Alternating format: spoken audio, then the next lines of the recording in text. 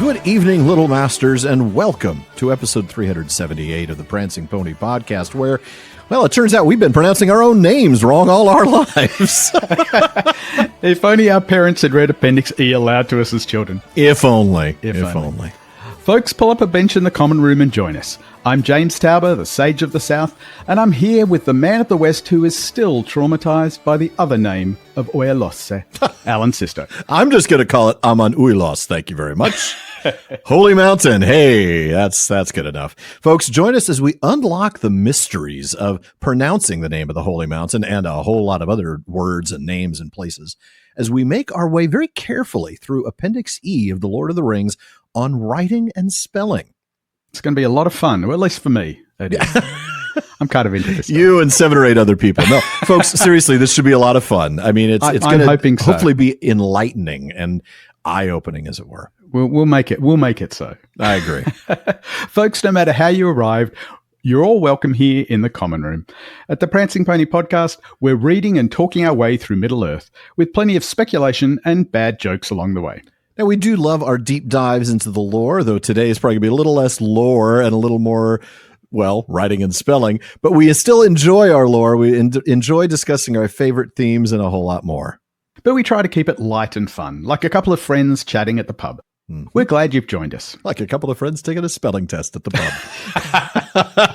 I'm sure you'll be glad you joined us as well, folks. But James, before we get into Appendix E, we've chatted about this before off air, and I think even a little bit on Rings of Power wrap-up. This appendix has some special significance to you, doesn't it? It certainly does. So let me quickly tell the story for those of you who aren't aware. When I was 11 years old, I was a huge fan of The Hobbit. And for my 12th birthday, my aunt bought me Return of the King. I thought you were going to say she bought you a standalone copy of Appendix E. But okay, she bought you Return of the King. They don't exist, but they should. They should. I should talk to HarperCollins about doing that. But no, I got Return of the King, and of course I knew that it was the third part of Lord of the Rings, so couldn't jump into the story without reading Fellowship and the Two Towers first. But as I flicked through, I noticed the appendices. And of course, Appendix A is a bunch more story stuff I couldn't read. I didn't want spoilers there, and B as well. Yeah, kind of tells the whole story in a few pages. Exactly. Yeah. But then I got to the other appendices, and the thing that really grabbed me was Appendix E and that table we get of the Tengwar. Yes. And I was so captivated by the systematicity of the writing system. It's extremely consistent, and I started reading about it and got fascinated by it. So there's a period of time where I was obsessed with the material in Appendix E before I'd read any of the rest of Lord of the Rings. That is such an interesting story. I don't think anybody else has that exact experience. Yeah, the reading in terms of recommended reading order, it's pretty unusual. The Hobbit, Appendix E, and then The Lord of the Rings, yeah. Then the Silmarillion, then the Lord of the Rings. Yeah, I read the Silmarillion before I read Lord of the Rings, and even before that, I was obsessed with Bob Foster's Complete Guide to Middle-earth. Okay. Sort of, because I became so interested in the background to everything and the kind of encyclopedic knowledge of it. But it started with Appendix E. And then the interesting thing is I went on many years later to major in linguistics at university. And I remember sitting in my early linguistics lectures, and they're talking about phonology, and all these terms come up about, dentals and labials and velars and stuff like that. And I'm like, where have I heard these terms before? And I realized it was Appendix E.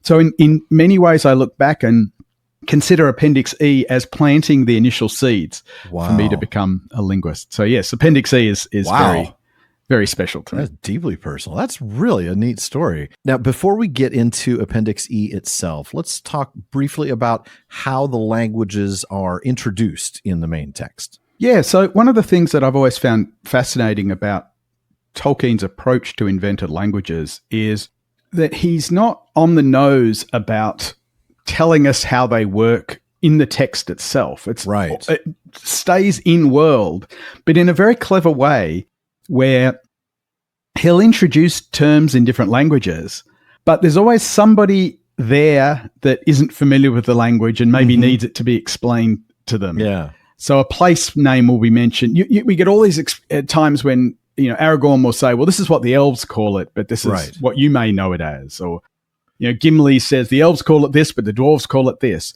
Right. And it's this wonderful way of introducing us to terms in particular languages without it seeming artificial. It's all in-world. Yeah. And it feels really natural. But of course, there's no indication in that text of how many of these things are to be pronounced. Yeah, short of maybe like a rhyming verse. Yeah, you can or you could pick up a few hints. Potentially, for sure. Bilbo's poem in Rivendell. Yeah, but we don't really get a pronunciation guide. No, we get examples of the writing system with the ring verse and Balin's tomb and obviously the title page of the book. But that's never really explained to anyone. You can imagine what it would have been like if you'd read Fellowship and Two Towers in 54 and hadn't gotten the appendices right. And it's like, what is this writing system? What does that all mean? How do I pronounce these words? And also, in many cases, even though you could work out some of what the words meant and from their components and so on. So, for example, all of this, the usage of Mor, like in Moria or Morgoth. Well, you don't get Morgoth, but Mordor, Moria, Morgul, and so on. And you can sort of piece together certain things, but a lot of that wasn't really revealed until you could get to Appendix E. And so that's what we're going to sort of unpack in the rest of the episode. Yeah, that is going to be exciting. Now, Appendix E, of course, covers primarily the pronunciation and the writing systems, but in doing so, it does give us some of the vocabulary. So we're actually going to find out some words and their meanings, as well as, interestingly, some of the relationship between Sindarin and Quenya. But let's go ahead and start with the basic pronunciation that Tolkien starts the appendix with. And rather than do what we typically do on an episode where we read a long section and then discuss, we're going to be doing a lot more of this like very brief reading and discussing as we go. This is not a narrative, very clearly. This is more of an instruction manual, even more so than last week with the calendars. So we're going to do little tiny chunks and then talking about each. The Westron, or common speech, has been entirely translated into English equivalents. All Hobbit names and special words are intended to be pronounced accordingly. For example, Bolger has G as in bulge, and Matham rhymes with fathom. In other words, folks, the pronunciation guide doesn't apply to Hobbit names, right? This is going to be all your Sindarin, your other language names are going to be explained here, but Hobbit names are just English. Tolkien continues, in transcribing the ancient scripts, can I just do an aside and say I love how Tolkien just continues this beautiful fiction that he's transcribing ancient scripts instead of making this up? Exactly. And the other thing I'll point out is this, like we saw in Appendix D, this is very much written with him as the narrator, right? Yes. This isn't like a Pengaloth narrator or a Bilbo narrator. This is Tolkien himself. Exactly. In transcribing the ancient scripts, I have tried to represent the original sounds, so far as they can be determined, with fair accuracy, and at the same time to produce words and names that do not look uncouth in modern letters. The High Elven Quenya has been spelt as much like Latin as it sounds aloud. For this reason, C has been preferred to K in both Eldarin languages. Which is interesting because he went for the longest time actually spelling things with a K. We now know, looking at History of Middle-earth, that he went for the longest time. It was only during the writing of Lord of the Rings, actually, that he made that final decision, I'm going to use. The K just doesn't look good. That really is it, isn't it? Yeah, it's so interesting that he was wanting them to be realistic, but at the same time to produce words and names that do not look uncouth in modern letters. So it's not just the aesthetics of the sound, even the aesthetics visually that he cared about. And that's pretty impressive because we all know he's been very interested in, that phonetic quality, the aesthetic quality of the sounds. Phonesthetics, that's the word I was looking for. Yeah. But to think, I just don't like the way that K looks there. That K really should only be in Dwarven words. Let's use C. Yeah. But it's interesting because he says the High Elven has been the High Elven Quenya. I just want to also point out something that's interesting. The main text of Lord of the Rings never mentions the word Quenya or Sindarin. No, it does not. He introduces those terms here. The High Elven Quenya has been spelt much like Latin as it sounds aloud. So it's important to note something here that's, I think, a little subtle. It's not that Quenya and Sindarin themselves use the letter C.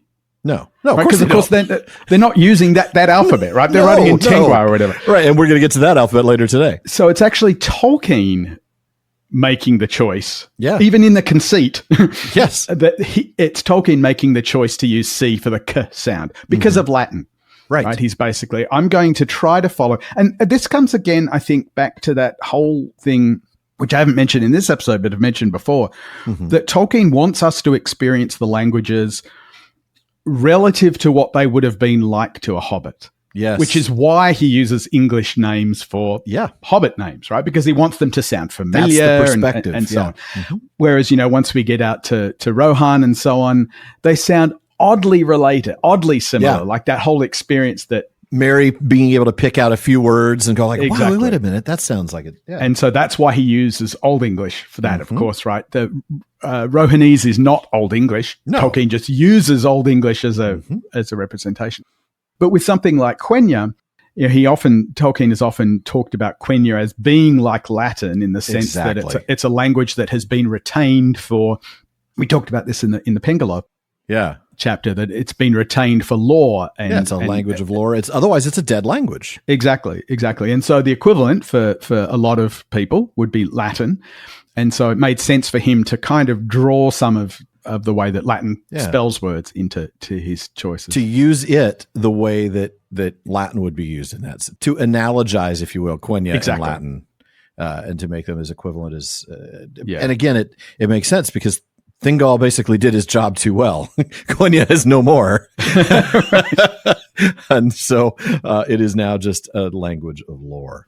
Exactly. Fascinating stuff. So Tolkien then gets into specific details of the pronunciation, starting with each consonant, and this may seem a little dry, but we're gonna go through it because I think it's really interesting to think about particular words and how we need to rethink some of our pronunciation of them in some cases.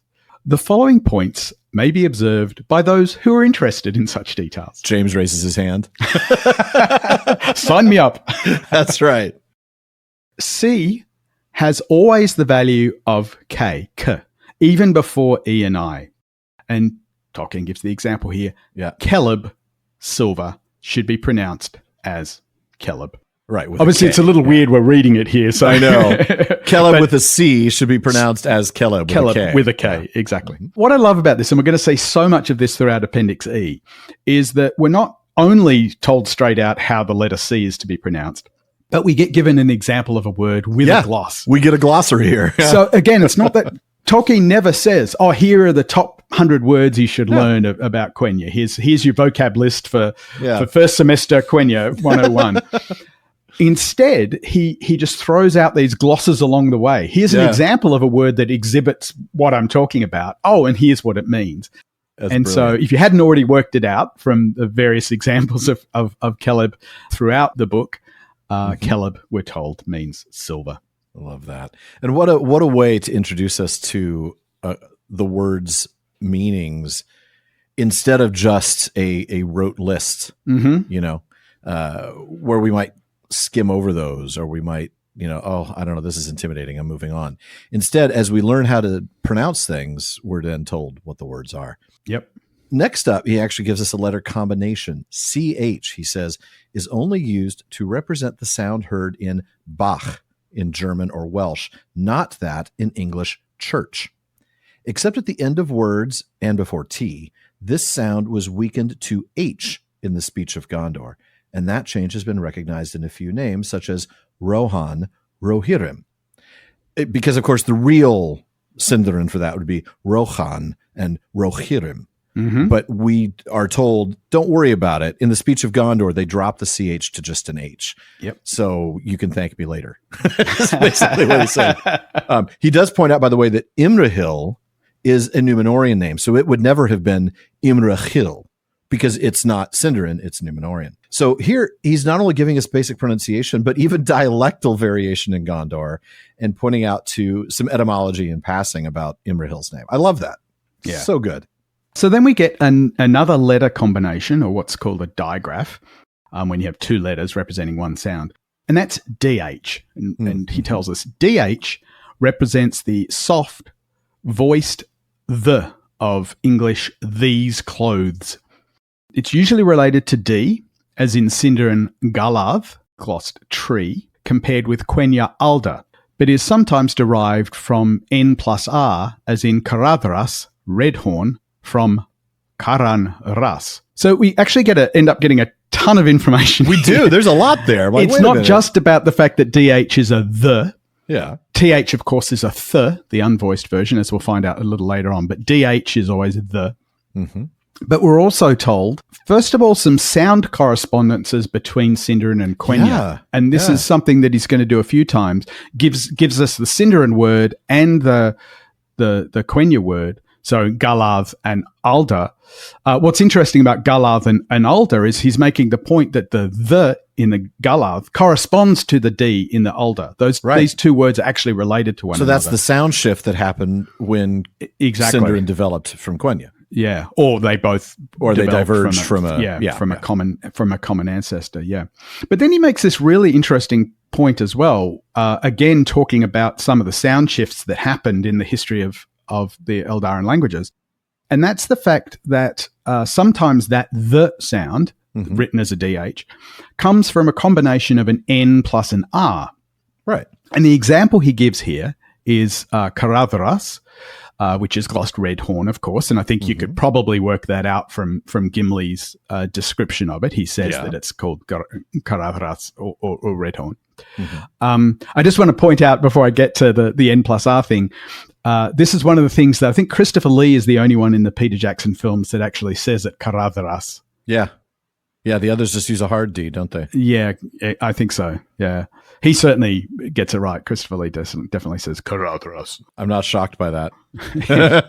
But Tolkien says this actually comes from two words, Karan and Ras. And the N and the R in the Karan and the Ras is what ends up being a dhr, becoming a dhr. So we get, again, this really interesting sort of additional historical linguistic information that the N plus R gives us the dhr, which is interesting. Then we're told that F represents F, except at the end of words. Oops. And this is where I've messed this one up a lot. Well, yeah, there's a lot to talk about here. So it says where at the end of words where it's used to represent the sound of V, as in English of.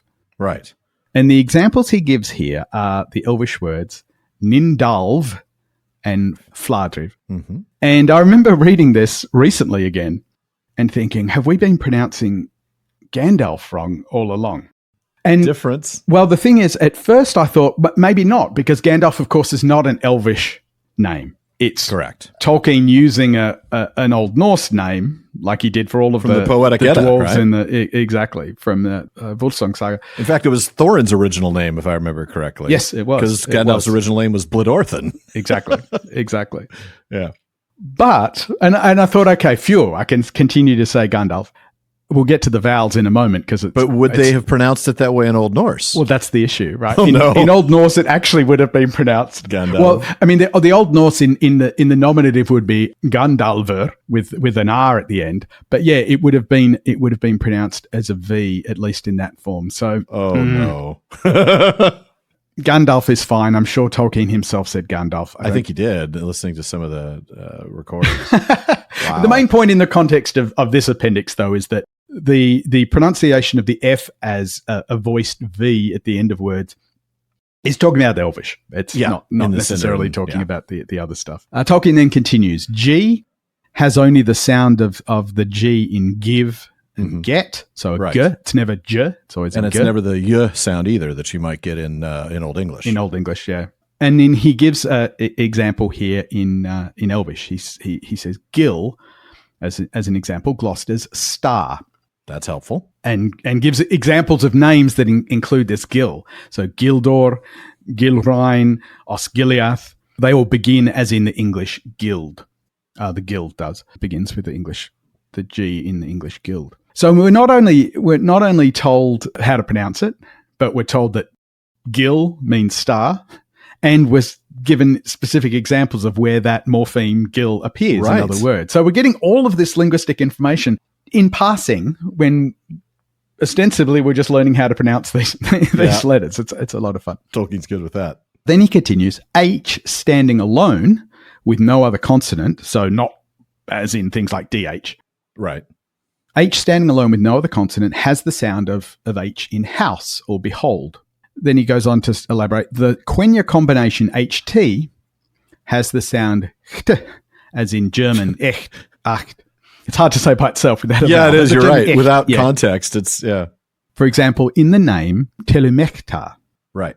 So it's not telumeta, it's telemecta, which he glosses Orion. And then there's a footnote, usually in Sindarin, Menelvagor, or in Quenya, Menelmakar. It's interesting because this is the only place we get the gloss of Orion. Yeah. We're told in the actual text that it's swordsman of the sky, which you might speculate is Orion. But it's interesting we explicitly here get told this is Orion. Yeah. And we get 3 names for it. Yeah. Menelvagor, Menelmakar, or use Menelmakar, not Menelmakar. No, it'd be Menelmakar. You're right. We'll get to the stress in a moment. You're absolutely right. It would be Menelmakar. And then Telemektar. That's fascinating stuff. And Menelvagor as well would actually be there. And of course, even though he hasn't given us the gloss, I mean, he's given us the gloss of Orion here, but combine it with what we know about swordsman of the sky or swordsman of the heavens, and you can start to parse the elements in the word. Menel is heavens, as we'll find out. Yeah. Exactly. Yes. All right. So I initially before another vowel, and why has he included that in consonants, folks? Because it has the consonantal sound of Y in you, your, in Sindarin only, as in, and perfectly giving us 2 examples, Yoreth and Yarwine. K is used in names drawn from other than Elvish languages with the same value as C.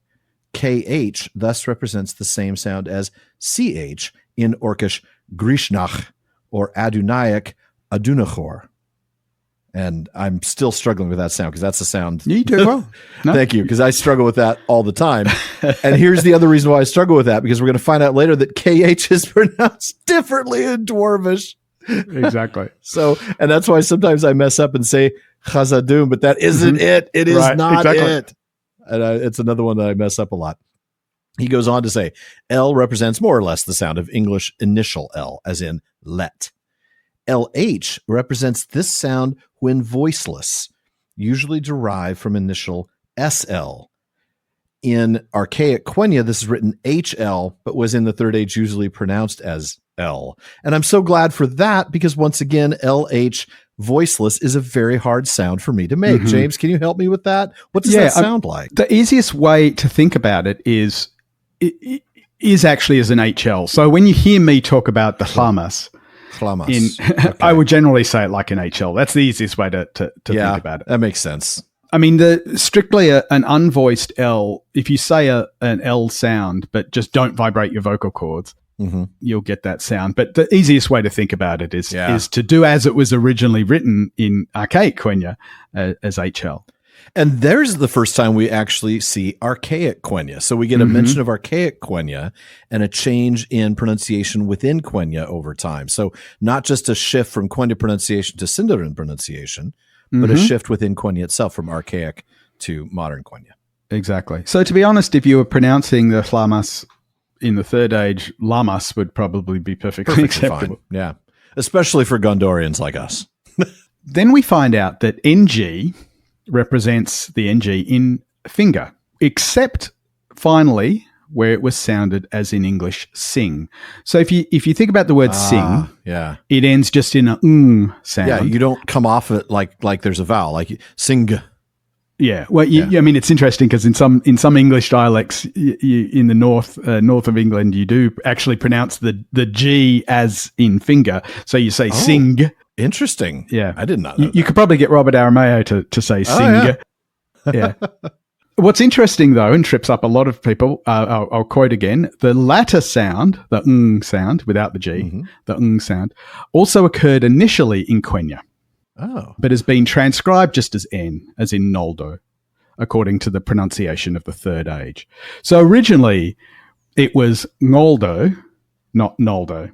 So it was like NG, but like the NG in sing, where it's sort of that. Exactly, without the G. Without the hard G. Without the extra hard G, Wow, that's a hard sound to make. It is hard to start as an initial sound. Yeah, ngolda. Yeah. Is that with the little tilde? Sometimes that's written an N with a tilde. So when you do see in History of Middle-earth and so on, when Tolkien writes an N with a tilde, he does not mean a palatalized N like you get in Spanish. Like the NY sound that you get in Spanish. It's not a ny sound. Okay. It's actually this ng sound.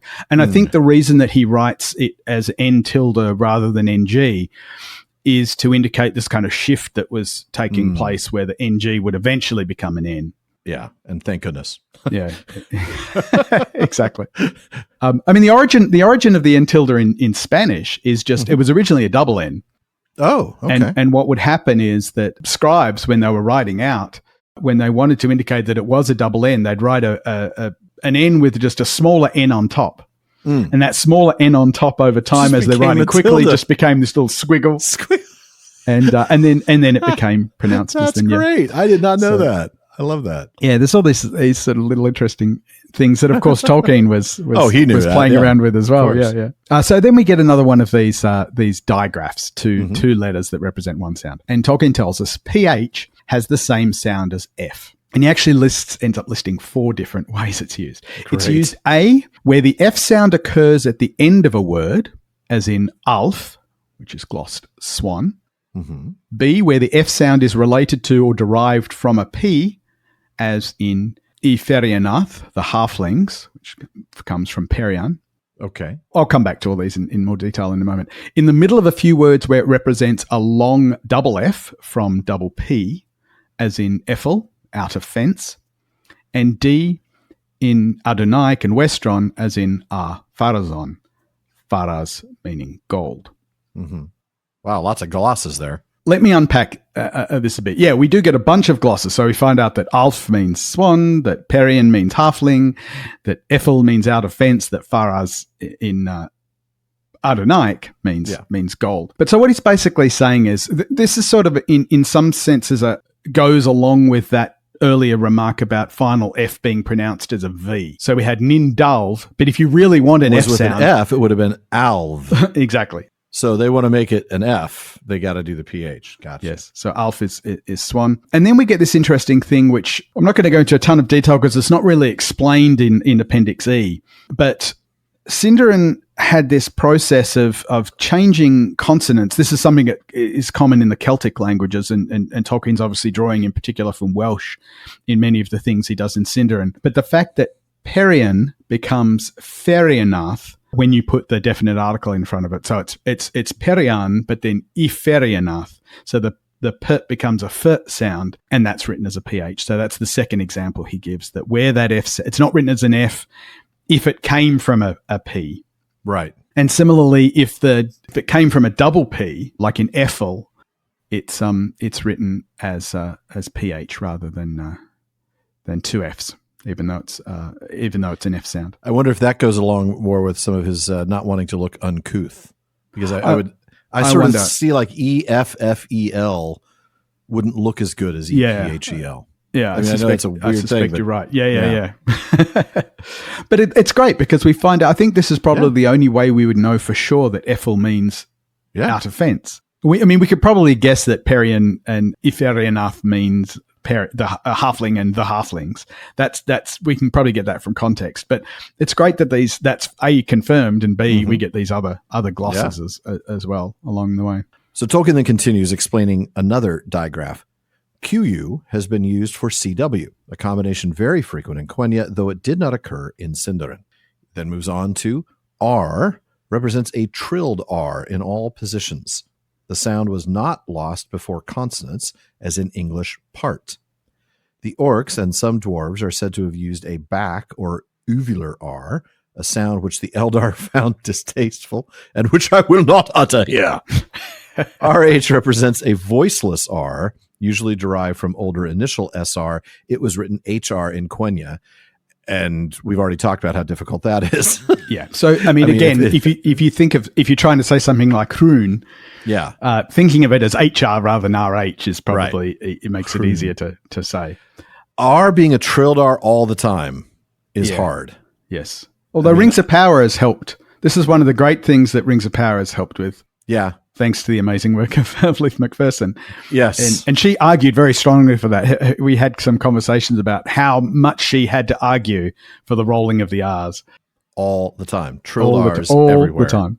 Now, I have a question for you. When he says the sound is not lost before consonants as an English part, is that when he says English part, he doesn't mean American English part. He means British English or Australian English. Yes. Where I literally don't say, it's more like P-A-H-T or something like you sort of, or P-A-W-T. It's you lose the R. So there's two things there. One is you've got to keep the R. Yeah. Which Americans do, but don't say it the way Americans would say it because it's got to be trilled. It's so you really, if you were saying that word, you'd say part. You've got to part. Yeah, you've got to. I'm glad that's the word that he used as the example. Let's just say that. Yeah, it's it is tricky to always roll or trill the R's. Yeah.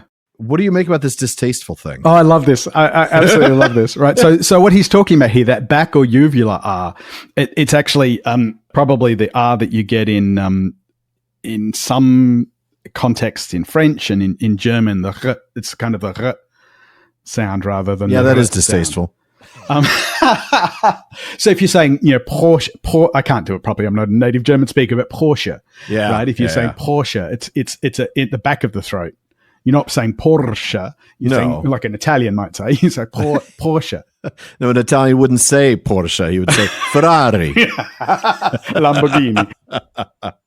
Exactly.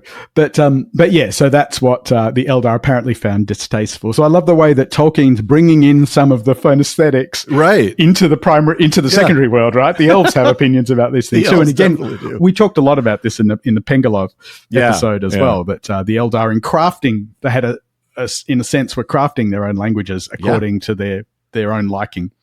I like the various sounds. And of course, we also get this extra little bit of historical information that the voiceless R came from an older initial SR. Yeah. So we're not actually given any examples of this, but just these little, I wouldn't even say textual, they're linguistic ruins, I guess is one way to think about these. Yeah. Is good that he's dotting these little bits of historical linguistics throughout the lesson. Well, then he goes on to talk about S, which he says is always voiceless, as in English, so, geese. The Z sound did not occur in contemporary Quenya or Sindarin. So anytime you see S, it is never Z, it is never that voiced version. Right. SH, he says, occurring in Westron, Dwarvish, and Orcish, represents sounds similar to SH in English. TH represents the voiceless TH of English in thin cloth. Not the one we talked about earlier, the DH, these clothes, that's the DH. So if it's TH, it's thin cloth. This had become S in spoken Quenya, though still written with a different letter, as in Quenya, Isil, Sindarin, Ithil, moon. Now, again, if we hadn't already worked it out for the main text, in this case we probably did, we get this Quenya Sindarin correspondence in Isil to Ithil with the gloss that both mean moon. Yeah, again, I love the way that he just subtly gives us this weaves that in there. Exactly. Simply. It looks like it's easy. Like, it's just off the top of my head. Here's an example. Exactly. But he's doing that on purpose. and it probably answers some questions people reading the text might have, because you would come across Isil and you would come across Ithil and wonder, well, why is it Ithil sometimes? Why is it Isildur but mean Ithil? Yeah, exactly. And we get the answer here that one's Quenya and one's Sindarin. And we're also told that the TH had become S in spoken Quenya. Yeah. So again, we get this sort of this change. And this has to do with the shibboleth of Fëanor and so on as well, which doesn't get talked about here. But Tolkien then goes on to explain that the digraph TY represents a sound probably similar to the T in tune. It was derived mainly from C or T plus Y. The sound of English ch, which was frequent in Westron, was usually substituted for it by speakers of that language. So in other words, if you think about, this is a great example because among English speakers, we get three different pronunciations here. Yeah, we do. On whether you're American or English or Australian is a little different as well. So if you think of the word, what Americans would probably say tune. Yeah. Yeah, I'm going to tune my guitar or I'm going to play a tune. A sort of posher English accent might be tune with literally a T, almost like a TY. Yeah. But that then becomes actually a ch sound in many dialects, including my own. So I would say tune, right? Yeah. Tune a guitar. Others might say tune a guitar. You might say tune a guitar. That is fascinating. So that's what he means when he says that the TY, the tune, actually ends up in Westron being pronounced as a ch. So there's no place for the American pronunciation. It's just tune. It's tune or tune. So if you do come across a TY, yeah, like you do in Tiela, I'm trying to think of it. Oh, yeah. There aren't very many of that. But you do get like Tiela something or other. Mm-hmm. But the Tiela, if you just said Cella, yeah, that would be like what a Westron person would pronounce it as. That sort of makes sense. All right. Well, let's wrap this up with the last three consonantal sounds. V has the sound of English V, but is not used finally. And that's because, as we talked about earlier, when it's that sound at the end, it's F, the letter F, which makes a V. Because if it makes the sound of F, it's a PH. So V is never used to end a word. That way it's clear whether we're looking for a V sound or an F sound. W, Tolkien explains, has the sound of English W. HW is a voiceless W, as in English white in Northern pronunciation, which I'm not going to be able to do because I don't have Northern pronunciation. Did I just do it? I think you got it. Okay. Yeah. I wasn't sure. Oh, yeah, because it is just White. a combination. Yeah. White. Yeah. But it's almost like you lead with the H, yeah. Yeah. It was not an uncommon initial sound in Quenya, though examples seem not to occur in this book. Well, that's because you didn't put it in there. Well, that's what I love about this. He's really sticking to the conceit here, saying, they're not uncommon, but I love the way he says that they seem not to occur in this. Like, there might have been an example, but I can't find one. Both V and W are used in the transcription of Quenya in spite of the assimilation of its spelling to Latin, since the two sounds, distinct in origin, both occurred in the language. So now we get another reference to the Quenya Latin analogy, but why there's a difference here. So in Latin, yeah, you would never. There was a shift. There was only one letter. There was not a V and a W, but the sound shifted. So the W's and the V's, which at one point would have been a W sound, became a V sound, and so on. Right. He's just pointing out that in Quenya they were two separate sounds. Right, and therefore we need two separate characters to represent them. And then finally, Y is used in Quenya for the consonant Y, as in English U. In Sindarin, Y is a vowel, and he'll tell us about the vowels later. Yep. HY has the same relation to Y as HW to W, and represents a sound like that often heard in English, hue, huge. So remember you talked earlier about tune, right? Sort of adding that extra little Y in there. That's what you do here if you see the HY combination. So huge, huge. H in Quenya, EHT or IHT had the same sound. Yeah, I think he's just meaning echt here. Echt. Yeah. The sound of English SH, which was common in Westron, was often substituted by speakers of that language. So that would be if you ever saw the EHT or IHT, you might pronounce it esht or isht, is what it sounds like he's trying to explain here for Westron speakers. HY was usually derived from SY and, interestingly, KHY. In both cases, related Sindarin words show initial H, as in Quenya Hjarmen, south, becomes Sindarin Harad. Yep. Yeah, interesting stuff. Now we get some more nuanced details about the pronunciation, as if that weren't enough. We're not pedantic enough already? I don't think he means nuanced. He means pedantic, doesn't he? Note that consonants written twice as TT, LL, SS, NN represent long double consonants. And this is actually something that's a little difficult, by the way, for most English speakers to do, because we tend not to pronounce those double consonants any differently. Yeah. But here they're literally to be said longer. Yeah. I find that easy to do on some, but not others. Like the double L is easy for me to linger, the double N, but a double S is hard for me to linger, and a double T is hard. I don't know why it is, just making the sound longer is difficult. Because to me, t is a momentary sound. Aressea, you can say for longer. Aressea. Yeah, a little bit. Yeah. What was I'm trying to think, what was the word? There was a word that in Rings of Power they really emphasized. Was it one that had a double N? I think it might have been, but I can't remember what it was. I can't think what the word It's is. been too long. It's been almost a year since the last But I remember episode. at the time it was very noticeable that that Leith had gotten. It's also easier if it's in the middle of the word. Oh, yes. Like the example Tolkien gives here, which you're going to get to in a minute, is Rohan. Yes. It's a little harder to do at the end of a word. It's easier if you've got a second element after the double consonants. Absolutely, and that's why Tolkien says what he says, which is at the end of words of more than one syllable, these were usually shortened. Bing, bing, bing. As in Rohan, from Rochan, archaic Rochand. So we actually get an interesting thing here, that the original name of the place was Rochand, Rochand. Yep. And then this ND just became a double N. Mm-hmm. The H became a H, and the double N became a single N, because, as you said, it's quite difficult to have that geminate, what's referred to as a geminate consonant, a doubled consonant. It's hard to do that at the end of a word. Yeah. It feels unnatural. I mean, it's unnatural for English speakers anyway, but particularly difficult. Yeah. It's interesting because, of course, the name Rohan or Rochand was originally given to Calanarthon after it was given to the men of the Mark by Kirion's son, Halas. It wasn't a name that the men of the Mark gave to it themselves. Certainly not. Yes, no, exactly. They just called it the Mark. Exactly. It's a Gondorian name. It's a Gondorian name, but it's a Sindarin language, right? And Halas is the one who came up with it. So it's sort of interesting that he would have made it the full Rochand, but over time, that became Rohan and then Rohan. Exactly. I wonder if there was a stage where it also became Rohan or Rohan, like where you made one and not both change. It's likely that there was an order to that. I don't know if there's any evidence elsewhere for what the order was there.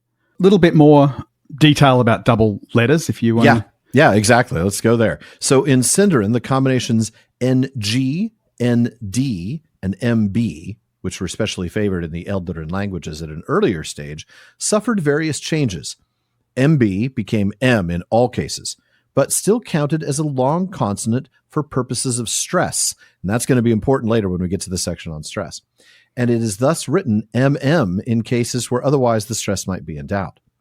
NG remained unchanged except initially and finally, meaning except at the beginning of a word or the end of a word, where it became the simple nasal, as in English, sing. That's what we talked about before with Noldor becoming Noldor. Yeah, with Noldor. Yeah. Noldor. ND became an N, usually, as Ennor, Middle Earth. Ennor. Ennor. See, Ennor. From Quenya Endore, but remained ND at the end of fully accented monosyllables, such as thond, meaning root.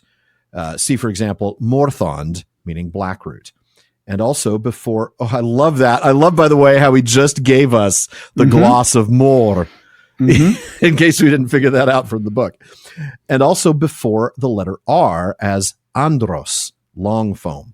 This ND is also seen in some ancient names derived from an older period, such as Nargothrond, Gondolin, Beleriand. And I know you're going to have something to say about Nargothrond later. I'm keeping it that way for now. In the Third Age, final ND in long words had become N from double N, as in Ithilien, Rohan, Anorian. So initially those were Ithilien, Rohan, Anorian. Yeah. And it's interesting that we have these older names. Yeah. Nargothrond, Gondolin, Beleriand, that all have an ND in them, the Gondolin ND being in the middle. Right. But some of these newer names don't have that ND. They've just become the N because they went from an ND to a double N, and then the double N gets dropped to a single N. Exactly. That is fascinating. And again, I just love the fact that we get glossed here for the first time. So many things. Endore, the Quenya for Middle Earth, and Ennor, the Sindarin equivalent to that. Well, and once again, we start to realize, even in our own heads, even without it being glossed, that Dor is land. Middle Earth, Dor. And you're like, oh, Gondor, Arnor, Eriador, Mordor, all the doors. Exactly. And you start to put it all together. Exactly. It just gives you just enough to start to, piece it together on your own, even if you're not a linguist. Because I, folks, full disclaimer, in case it's not painfully obvious, am not a linguist. So this is actually the approach I'm teaching a class at the moment. When this goes to air, I'll be teaching a class on Tolkien's invented languages that takes exactly this approach of what can we actually work out from the way that Tolkien uses it. It's really masterful the way that he does that. He doesn't just give us a vocab list. He just weaves it into the story and we can work it out as a puzzle. Yeah. I love that. Well, we're going to get to the vowels here in just a bit, so join us shortly.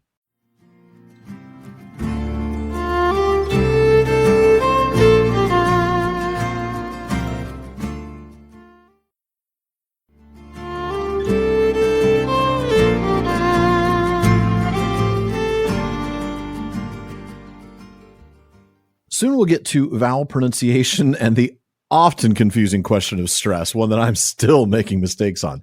But before we do, we want to remind you there's a lot more talk going on at the Prancing Pony podcast than just us. The PPP has an amazing listener community. They're always coming up with great questions and discussions across all our social media spaces. Check out our common room on Facebook, our dedicated subreddit, Twitter, and more. On Facebook, just look for the Prancing Pony Podcast. Follow the page to get the news and episodes, but please join the group to get involved in some great discussions. On Twitter, Instagram, Blue Sky, Twitch, TikTok, and YouTube, we're at Prancing Pony Pod. Or if you prefer Reddit, find us there at r/Prancing Pony Pod. And listen, if you want daily Tolkien content, and come on, who doesn't? Check out today's Tolkien Times on the PPP YouTube channel and on all your favorite podcast apps. That's my short format daily show. And I know short format, it's still 8 to 10 minutes, but that's short format compared to the PPP. We got everything from Middle-earth Map Mondays to Word Nerd Wednesdays. And there's my twice weekly streaming of all fun things Middle-earth on the PPP Plays. Be sure to check both of them out on the YouTube channel for all the PPP productions at youtube.com/@prancingponypod. Now, James, we're going to get into the exciting topic of pronouncing vowels.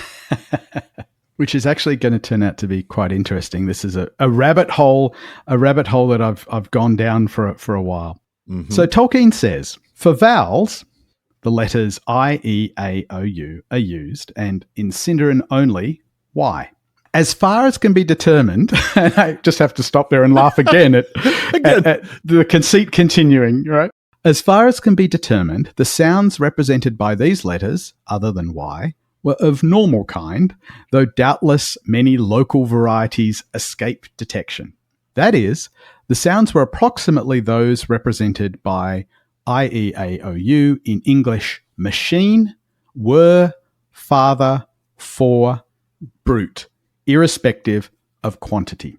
So does he mean their double vowel is still... Yeah, I'll unpack all this. So first of all, he says we're of normal kind. The interesting thing is that in many European languages, there's a nice, clean sound for each of these vowels. English kind of screws things up. It really does, let's be honest. And it's because we're a hodgepodge, right? Because some of our words come from a Germanic background and some of our words come from a Latin background. Yeah, and we had this thing called the Great Vowel Shift, which basically, and that's going to become relevant in a moment with the question you asked. The Great Vowel Shift basically meant that all our long vowels in English changed quality to no longer be just long versions of the short vowels. Yeah. So when we talk about a long A, we mean like an A sound, even though our A is an sound, but it's not an versus R. What he's saying at the end when he says that they're approximately these values irrespective of quantity, what he means is that qualitatively they stay the same. The way you make long vowels is just to say the short vowel for longer. So a double O would not go from for to fool. It would just be for. Yeah, as opposed to or. Yeah. Right. Exactly. I love the fact that he says doubtless many local varieties escape detection. Yep. And I think you can use this for a lot of... I think you can. If you don't pronounce things exactly right, you can say, it's just dialect. It's just dialect. It's my accent, right? I'm pronouncing that in the Anfalis dialect. Exactly. In Gondor, we do get some insight into different pronunciation in Gondor as opposed to amongst the elves. Yeah. There's a footnote that we're not going to get into that talks a little bit about how Frodo was better at his vowels, Quenya vowels, than Bilbo was, and so on. So there's definitely variation here, and although as Tolkien says, much of it likely escapes detection. But the thing that I want to get to is, well, there's a few things. So, and we'll come back to some of this actually when we come to the mailbag question. I want to point out a few things, though. The fact that the I is always an E sound. It's not an E sound. It's always an E sound. Yeah. the A is always an R sound, not an A sound. Not an A. So it's not sound. apple, it's the A as in father. Right. Right. Exactly. It's always the R. The really weird one, though, for me, and this is the rabbit hole that I talked about, is the word that he gives for how to pronounce E is were. Yeah. And I'm 100% positive that he did not mean the E to be pronounced the way I say were. He meant E to be pronounced as not Well, and even I would pronounce that. It's not like it's an Australian thing, because Americans would pronounce the E in were as were. Right. And in fact, received pronunciation in Britain would be the same. So I started wondering what's going on here. Why is he? I mean, one way of getting around it if it's not the auxiliary verb were, but actually were, as in werewolf. Oh, like a werewolf? Right. You could get around it that way, but it's a very, very odd choice. And That is an odd choice. I struggled this for a long time until I came across a few times when Bilbo actually rhymes. Well, in this case, so in Bilbo does it in a couple of occasions. Bilbo rhymes were with hair in of yellow leaves and gossamer in autumns that were, with morning mists and silver sun and wind upon my hair. Okay, so now I'm hearing him say of yellow leaves and gossamer in autumns that there were. Yeah, exactly. Which is odd. Which is the only way to make it work. So I started to wonder, are there dialects of English where hair and were rhyme? Oh. And it turns out there are. And this is something that linguists refer to, it goes by a variety of names, but one of the names for it is the nurse square merger. And there are a lot of cases where certain dialects merge sounds that are different in other dialects, but in a particular dialect they merge. They become the same. Okay. A great example for American listeners, many will be familiar with a certain southern merger between pin and pen. Oh, yeah. So you get people talking about a pen. Yeah, pin. And you can't tell if they're saying pin or pen. Do they mean pin something or give me a pen to write with? Exactly. They say pen. And that's called a pin-pen merger. Okay. Right? It turns out there are certain dialects of English in England that have a nurse square merger. So if you can imagine... square? So you can imagine a Liverpudlian saying nurse. I went and saw the nurse. Square. Nurse. Square, nurse. So nurse and square so actually rhyme for them. The UR becomes like the UAR. Mm-hmm. And that's what's going on with the were and the hair. Where and hair. Exactly. So it's not just Liverpool. It's that there are other pockets in England that do this as well. So are you saying that every other paragraph Tom Bombadil on Rings of Power will shift into this accent? There's a chance. There is 25% chance in any sentence. Roll a D20. Okay, now you're a Liverpudlian. For those who don't listen to Rings of Power wrap-up, that's a reference to the fact that when Tom Bombadil debuted in season 2, Sarah and James, especially Sarah, went off on the fact that he shifted his accents from place to place all over England. He was from now he's from the north. Oh, now he's from the south. Now he's from over here. Now he's from over there. I had no clue, of course. I'm an absolutely incompetent American with, as you know, I try to do accents every now and then, and it's just, it never works. Anyway, I digress. Continue, sir. Yeah. So I'm convinced that Tolkien was either just giving Bilbo a particular accent that rhymes it this way, but then that would be strange why he would describe it in Appendix E. I have evidence to think Tolkien himself actually rhymed these two together. I'll get to that in a moment. There's another example I just want to point out. Again, this is from Bilbo. In Eärendil was a mariner, we read, Eärendil was a mariner that tarried in Arvernian. He built a boat of timber felled in Nimberthrall to journey in. Her sails he wove of silver fair, of silver were her lanterns made. That internal rhyme only works if, again, you rhyme fair with were. But that's also Bilbo writing it. It's Bilbo writing it. So we go back to the idea of Bilbo maybe being the one with that accent. Although that still doesn't explain why Appendix E would do it. But then I noticed quite recently, in Tolkien's translation of Sir Orfeo, we get the following. In Britain all these lays are writ, there issued first in rhyming fit, concerning adventures in those days, whereof the Britons made their lays. For when they heard men anywhere tell of adventures that there were, they took their harps in their delight and made a lay and named it right. Whoa. So here's an example of Tolkien rhyming anywhere with Were, exactly. So I'm now completely convinced that Tolkien would have rhymed. And I've been trying to hear in recordings any time when he says the word were to see if he says where. Oh, boy. I would love to know if there are listeners from particular regions in England associated with Tolkien. I don't know if this was a Birmingham thing, though. This is what confuses me. I think there were some parts of Yorkshire that do it. Liverpool does it. But if that's the case, we've been pronouncing everything wrong for a very long time. I mean, you just mentioned Earendil was a mariner that tarried in Arvernian, but it would be Arvernian and Nimbrathil. Yeah. Well, okay. It is Arvernian. We have a tendency in English, and we'll get to this in a moment, to change the vowel when there's an R. Yeah. But which we shouldn't do. That should be an exactly. Arvernian. But Nimbrathil instead of Nimbrathil. Oh, Brethil. That is the weirdest example, because even then, if I'm pronouncing it like I pronounce the E in were, it'd be Nimbruthal. I mean, I don't get the E in where or were. I don't understand what it's supposed to be. Yeah. Help me, Obi-Wan. You're my only hope. Anyway, this is a rabbit hole that I've gone down for a number of years now. Thank you, and curse you on your sudden but inevitable betrayal. All right, we'll get back to the text of Appendix E. Yes. Yeah. So Tolkien continues, in Sindarin, long E-A-O had the same quality as the short vowels. Again, going back to the idea that they had the same sound, being derived in comparatively recent times from them. Older E-A-O with the diacritic marks had been changed.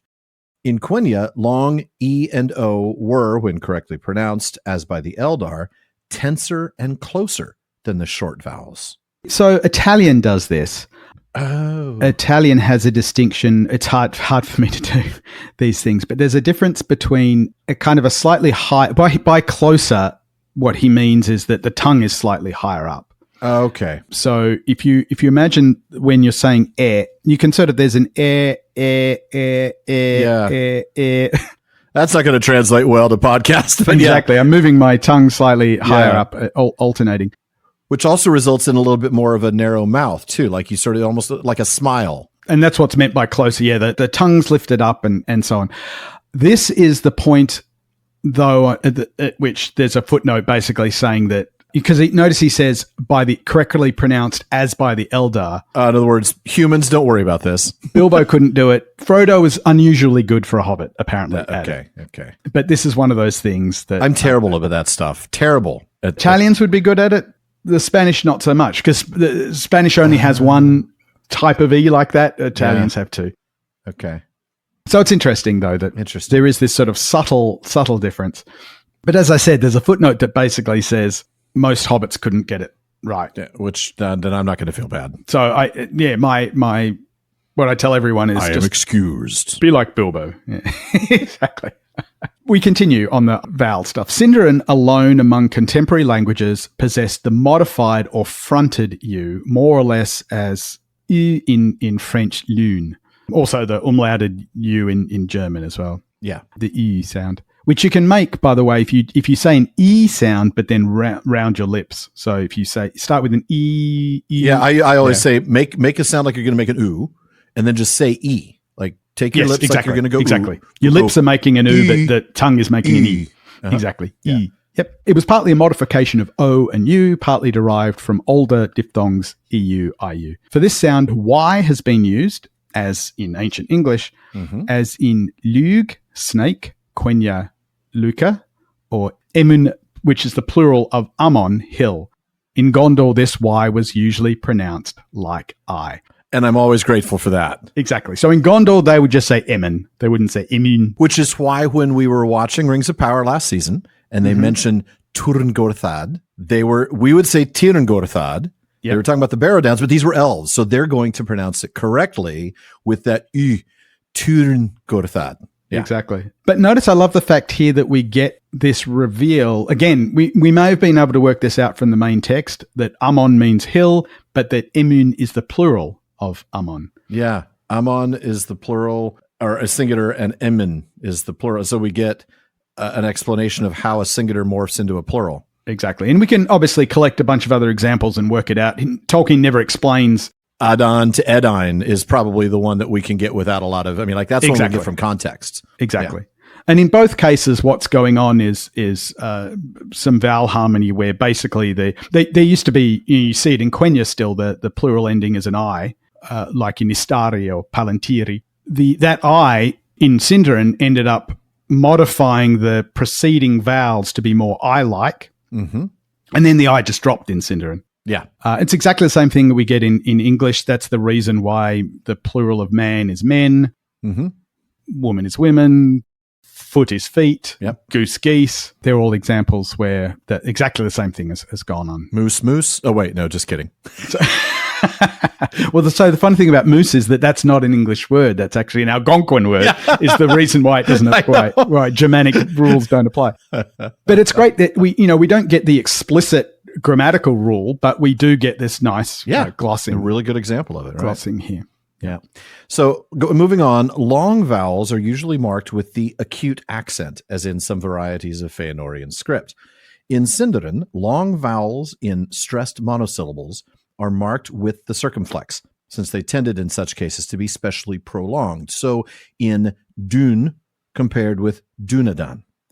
The use of the circumflex in other languages, such as Adunaic or Dwarvish, has no special significance and is used merely to mark these out as alien tongues, as with the use of K. Final E is never mute, or a mere sign of length, as in English. To mark this final E, it is often, but not consistently, written E with the diacritic, with what looks like an umlaut above it. The diaeresis, yep. Yeah, so there's a couple of really fun things here. One is this idea, well, first of all, the acute symbol only indicates length, not stress. I think there's a tendency to think it sometimes means stress, and it can influence stress. It often does influence stress. In fact, we were talking about Celebrimbor. Oh, yeah. That's an example where the accent is indicating the long vowel, which in turn causes it to be stressed. That's what makes it be the stress syllable, not because it has the stress mark. Right. Exactly. Because it's not a stress mark. It is a stress mark, but it's not. Right. Well, it's indicating the vowel length, and therefore that's why it's stressed. That's how it affects the stress. So it only indicates the vowel length. What's interesting is this idea that the circumflex in Sindarin, when it's only used in single syllable words, but it means exactly the same thing. It's purely aesthetic, right? There's no functional difference. Although, he does suggest that maybe it was especially prolonged because it's only one syllable. If you say a long vowel in a single syllable word, maybe you say it for extra long. But I love the fact that the other languages like Adunaic or Dwarvish use a circumflex everywhere. Yeah, means nothing. It's it has no special significance. It's used merely to mark these out as alien tongue. Right? I love that. Again, it's just that visual aesthetic. He wanted it to look a particular way. So because it is alien to the Sindarin and Quenya that he's working with primarily. I love that. Exactly. And then, of course, obviously the final E, very important. Yeah. And again, what's important here is that it means that those two dots, the diaeresis, that's in Germanic. In German, it's often used to indicate umlaut. They're optional because they're not ever actually necessary. No, they don't tell you anything you didn't already know. They're just a little helpful reminder. They're a reminder. So when you get something like Eine Linde le, it's just a reminder to say the le. Yeah. Not Eine Lindale or something. Eine Lindale? or in Earendel or Fëanor, it's just a reminder that they're separate. The two vowels are separate sounds. It's not necessary. Helpful. I find that very useful. Yes. Yeah. Then we get a remark that I talked about a little bit earlier. The groups ER, IR, UR, finally or before a consonant, are not intended to be pronounced as in English fern, fur, or fur, but rather English ear, ur. And again, the principle here is simply that when you add an R after a vowel, it doesn't change the quality of the vowel. The vowel is still the vowel. Still say it as an e, u sound like you normally would. Well, there we have the answer to the E pronunciation. You talked about were. It's pronounced as in were, but there it is. The ER is pronounced as in English air, and it's been hitting us in the face the whole time. Well, I had no doubt at all that it's to be pronounced air. Yeah. The question was, why does he use the word were? Why does he use were as the example? Right. Yeah, exactly. But I mean, there it is hitting me in the head it's supposed to be the English word were, not were. Yeah. The question is why he uses were as the example. I don't think there's any doubt that the pronunciation. There is no doubt now at all that it should be A. Yeah, definitely. And then in Quenya, UI, OI, AI, and IU, EU, AU are diphthongs. That is pronounced as one syllable. Yeah. All other pairs of vowels are disyllabic. And that's why we use the diaeresis. The diaeresis, exactly. So this is often dictated by writing like E diaeresis A or E diaeresis O or O E diaeresis, like in Fëanor or Earendor. It's not needed. If you ever see an EA in Quenya, EA is never a diphthong. It's always EA, but it's just a helpful little reminder. Whereas EU is always a diphthong. These combinations, Exactly. Basically the ones with the I's and the ones with the U's. Yes. Yeah. In Sindarin, slightly different set of diphthongs. You get AE, AI, EI, OE, UI, and AU. Notice some of these are not diphthongs in Quenya. So AE is not a diphthong in Quenya. Right. And notably, OE is not a diphthong in Quenya either, but it is in Sindarin, which is why I think he gives the example of OE with a diaeresis in Quenya. Other combinations are not diphthongal. And then he says the writing of final AU as AW is in accordance with English custom, but not uncommon in Fëanorian spellings. So you get that in stuff like claw. Yeah. Is actually no different than, it should be really hlau. I mispronounced it because it is just an AU. Anytime you see an AW, it is an AU. Okay. Okay. Then he says there's nothing in English closely corresponding to these Sindarin diphthongs, AE, OE, EU. AE and OE may be pronounced as AI, OI. So in other words, the way diphthongs work, I'll just explain. They're really a slide between two vowels. So when you get something like AI, you start your tongue in the R position and end it in the E position. So you say I. Yeah. But if you start with an R and end in an I, it's almost indistinguishable to our ears from an I. And that's what he's basically saying. He's just pronounce kind it of giving that. up just here be done. and saying, look, don't worry if AI and AE are pronounced the same. So I'm trying to think of a Sindarin word that has that AI diphthong that we would pronounce. I'm sorry, that has the AE diphthong that we would pronounce as AI. Mythros. Mythros, yeah. Miglin. Yeah, Miglin, yeah. And we would pronounce those as AI. And I'm pronouncing it as if it were an AI. Yeah, and that's the way we should. Yeah, makes sense. Okay. Well, now we come to a very helpful guide. One that's going to provide me with much embarrassment. Where to put the stress on words. As we all know in season 1, when I didn't know where to put the stress on the Holy Mountain. But that was thanks to the audiobook. How did you say it, Alan? I always call it now, I lovingly call it the Aztec pronunciation. I used to pronounce it Taniquetl. I mean, I didn't really pronounce it Aztec, but I did pronounce Taniquetl instead of Taniquetil. And learning where the stress goes. And I did learn that from a mispronounced name in the audiobook. And we'll talk about that. I think there's a question in the mailbag that talks about. There's a great mailbag question. That's really good one. Here. Yep. But, this was one of those things where studying this is a little difficult, but it pays off so much because when you're reading the book aloud, as I highly recommend everybody does, you'll feel so much better and more confident when you get to the names if you understand where to put the stress on words. So Tolkien writes, the position of the accent or stress is not marked, since in the Eldarin languages concerned, its place is determined by the form of the word. In words of 2 syllables, it falls in practically all cases on the first syllable. So, for example, names like Elrond, right? It's going to fall on the first syllable, not Elrond. Yep. In longer words, it falls on the last syllable but one, where that contains a long vowel, a diphthong, or a vowel followed by 2 or more consonants. Where the last syllable but one contains, as often, a short vowel followed by only one or no consonant, the stress falls on the syllable before it, the third from the end.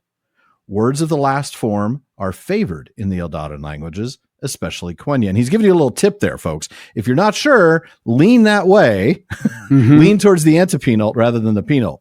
So ultimate is last, right? So penult is the one before the last. The antepenult is the one before the last. And that's what he's talking about here is it will usually, in longer words, it falls on the penult where that contains those elements, either the long vowel diphthong or the vowel with two or more consonants.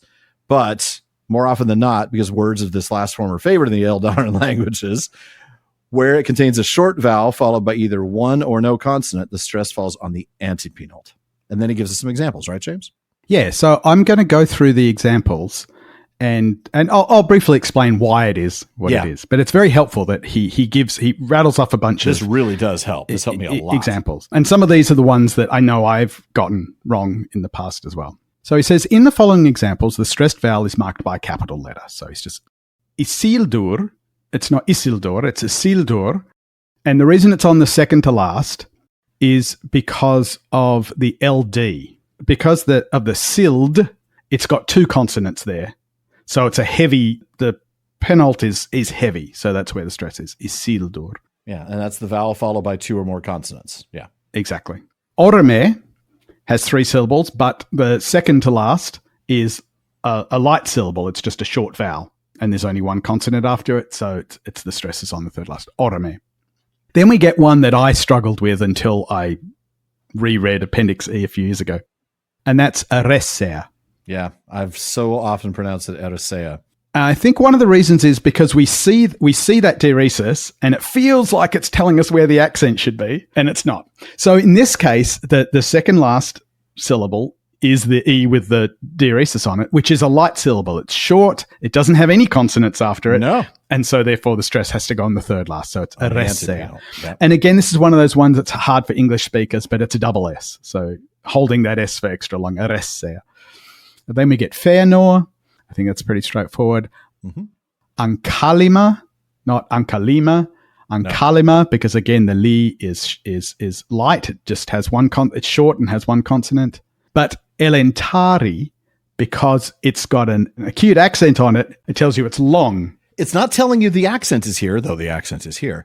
Right. It's telling you that the A is a long vowel, but because it's a long vowel, yes, the stress is on the penult, not the antepenult. So if you ever do get that acute on the second last syllable, that is where it's going to be stressed. Yes, because it's a long vowel. On the second, right. Exactly. That's why Celebrimbor. Exactly.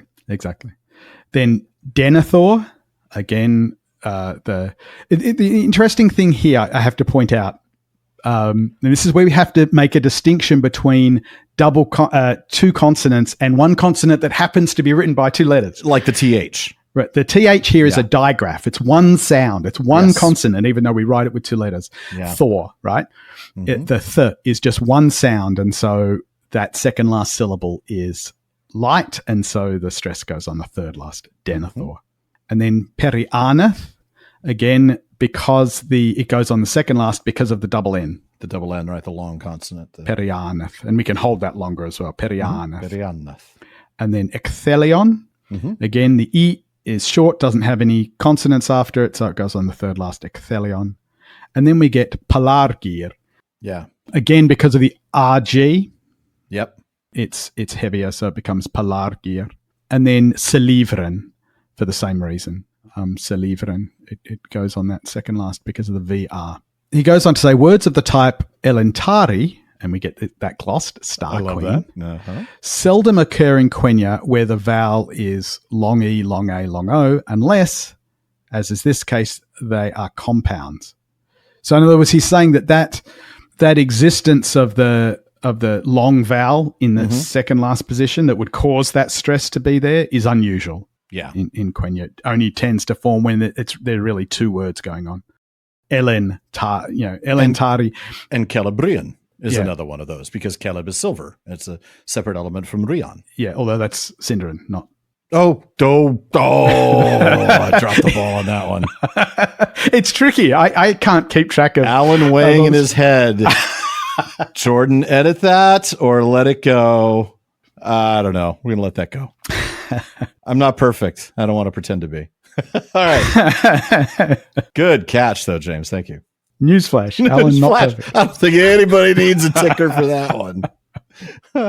They're commoner with the vowels long I, long U, as in Dune, sunset west. Okay. They do not occur in Sindarin except in compounds. So there we get the Celebrian. Okay. And then we get what the point we already made with the Denethor. in Sindarin, DH, TH, CH are single consonants and represent single letters in the original script. It's course, because it's not written as TH in the Elvish languages. That exactly. Makes sense. That's just a result of the way English is written. Exactly. We have to represent the sound with something that makes the sound in English. Yeah. And then we get this bit that we alluded to much earlier on. In names drawn from other languages than Eldarin, although I guess Eldarin's an English word. I was going to say, should it be Eldarin? But it's an English word. It's not that makes sense. Elvish word. So that's my excuse, and I'm sticking to it.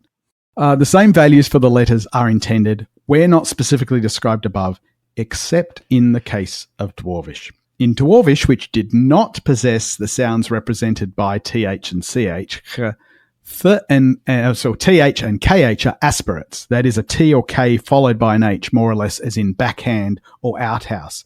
So in other words, not just the KH, but the TH as well in Dwarvish are not th and ch, but they're just a T and a K. Followed by an H. Exactly. Now, I need to point out that does not include Thorin, because Thorin's not a Dwarvish name. It's not Torn. Thorin. Because that's not a Dwarvish name. That's actually an Old Norse name. Yeah, he has an actual Dwarvish name that we'll never know because dwarves don't tell anybody their name. Exactly. That's his outer name, right? That's what the Men of the Dale would have called him, right? As Tolkien explains in his retcon. But an actual Dwarvish word. So I'm trying to think of maybe the names of the mountains. Trying to think of any. I'm actually trying to think of any examples where we get. I'm not sure. Yeah, I'll have to think about that. I mean, KH is a little easier. We see that a little more. Yeah, KH, yeah. As you said, the Khazad-dûm is just a aspirated K, so it's K. Kustul. Not Kustul. Yeah. Yeah, and I've messed that one up 1,000 times, folks. I'm sorry. Actually, in English, we always aspirate initial Ks anyway, so you don't have to do anything special. You just like no, you really don't, because we don't. It's not like it's soft. Yeah, we always make it kind of hard there. And then we're told where Z occurs, the sound intended is that of English Z. Okay. But then we're told that the GH in the Black speech in Orcish represents a back spirant related to G as DH is to D. So in other words, if you think about D versus the and do the same with G, it's G and R. I'm glad you had this section and not me, because I'm struggling.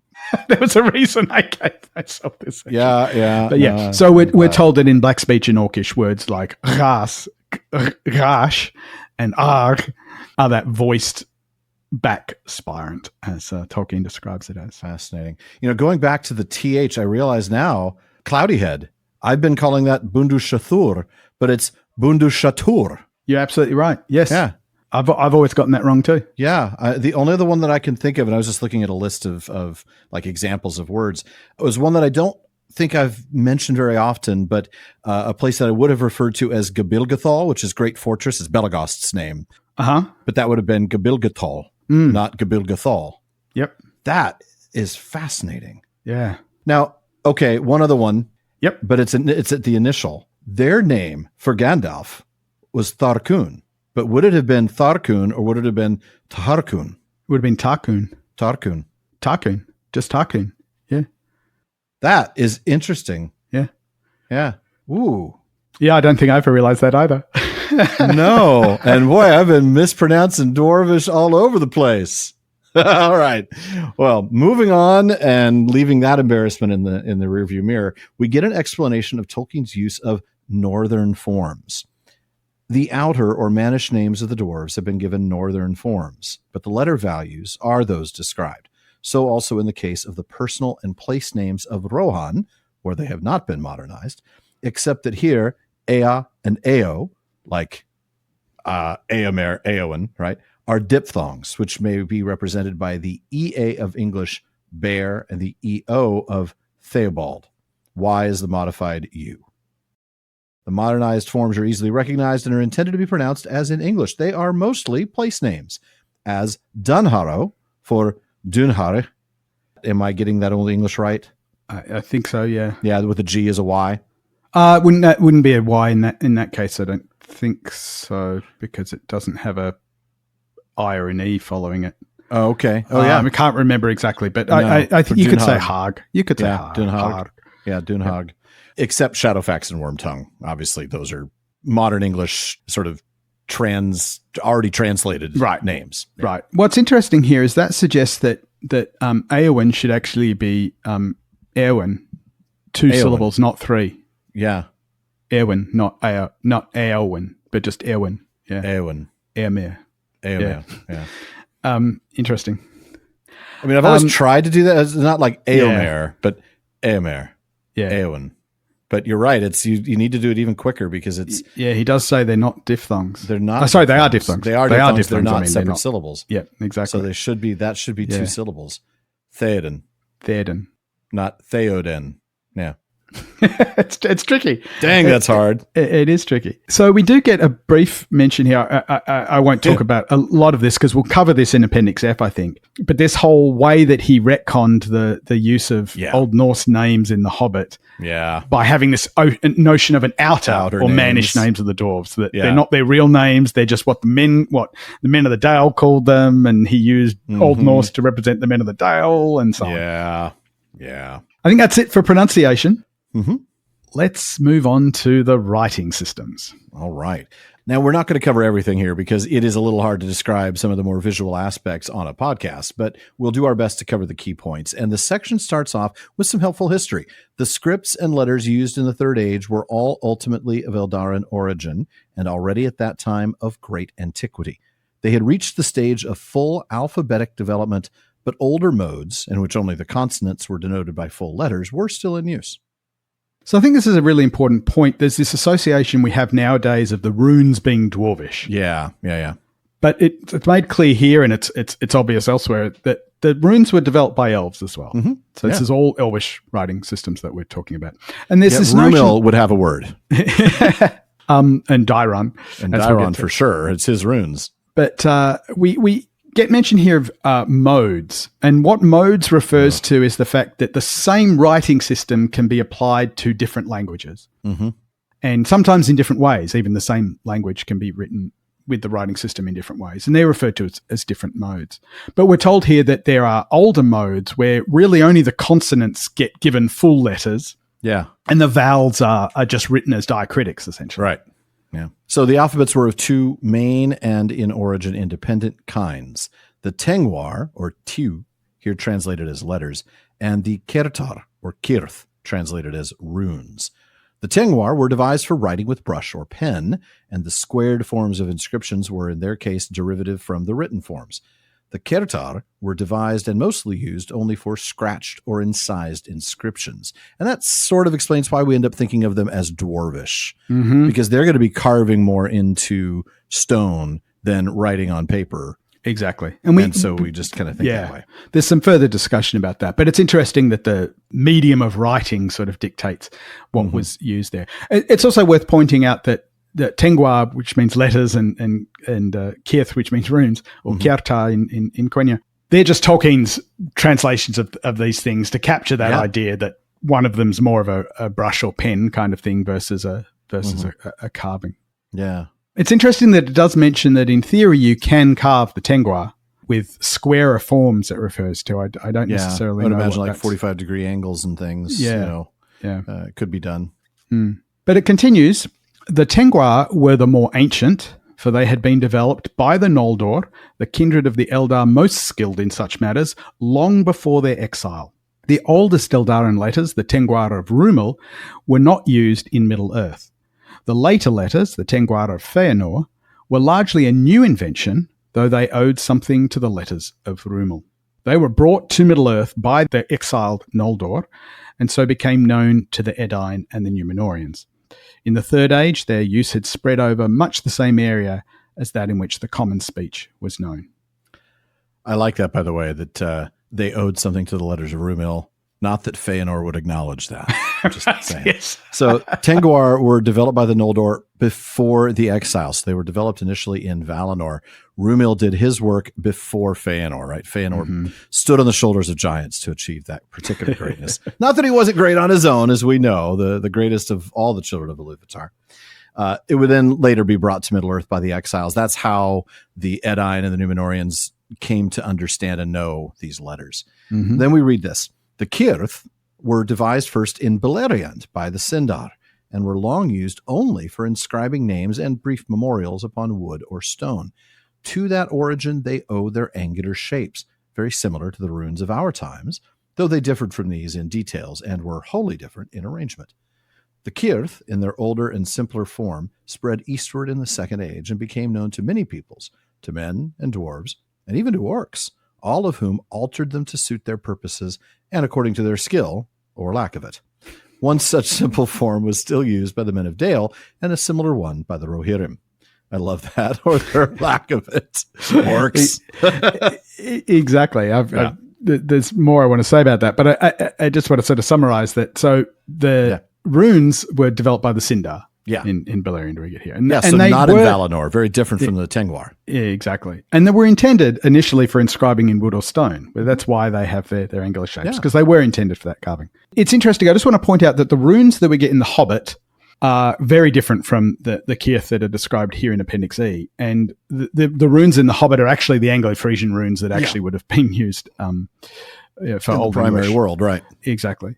And I wonder if that's what's referred to when he talks about the Second Age development over time and simpler forms when it's adopted by men and even orcs. Mm-hmm. And this altered them to suit their purposes. Of course, you have to do that when you apply a writing system to a different language. Yeah. Different languages have different sounds. Yeah. You don't need certain letters. You need some extra letters. You repurpose things. And that's why you get weird relationships between like the Greek alphabet and the Latin alphabet and stuff like that. Different sounds get repurposed. But this example of the Men of the Dale, I wonder if that's a reference to the Hobbit runes. And whether when Tolkien says, according to their skill or lack of it, I wonder if in some respects he's referring to the fact that a lot of the consistency was lost in the way that runes are used in the primary world. They're not nice and clean like the way Tolkien devised them. I want to point out a couple of mentions of runes actually in the book itself. So we do get in book 1 where Strider says on Weathertop, right, they find the G rune with thin branches. It might be a sign left by Gandalf, though one cannot be sure. The scratches are fine and they certainly look fresh, but the marks might mean something quite different and have nothing to do with us. Rangers use runes and they come here sometimes. So it's interesting that rangers are using, we get another example. Again, though, if you're leaving a message on a stone, you kind of have to use the runes. Yeah, exactly. Then in book 3, there were 4 goblin, this is Gimli, I think, saying, there were four goblin soldiers. Upon their shields, they bore a strange device, a small white hand in the center of a black field. On the front of their iron helms were set an S rune, wrought of some white metal. Aragorn says, I've not seen these tokens before. What do they mean? And Gimli says, S is for Sauron. That is easy to read. And it always makes me feel like a cookie monster. S is for Sauron. It's good enough to read. S is for Sauron. It's good enough to read. S is for Sauron. It's good enough to read. Oh, Sauron. Sorry. I couldn't help myself. No, you couldn't have. That was brilliant. I absolutely love it. And of course, Gimli's wrong, right? Yes. Like there's only one person with a name that starts with the letter S, you know? And it's Legolas that points that out. Yeah. Sauron doesn't use runes. Sauron, no. All right. Continuing on, because I can't top that. Thanks so much. But in Beleriand, before the end of the First Age, the Cirth, partly under the influence of the Tengwar of the Noldor, were rearranged and further developed. Their richest and most ordered form was known as the Alphabet of Daeron. Since in Elvish tradition, it was said to have been devised by Daeron, the minstrel and lore master and tattletale of King Thingol of Doriath. Sorry, I inserted the tattletale part.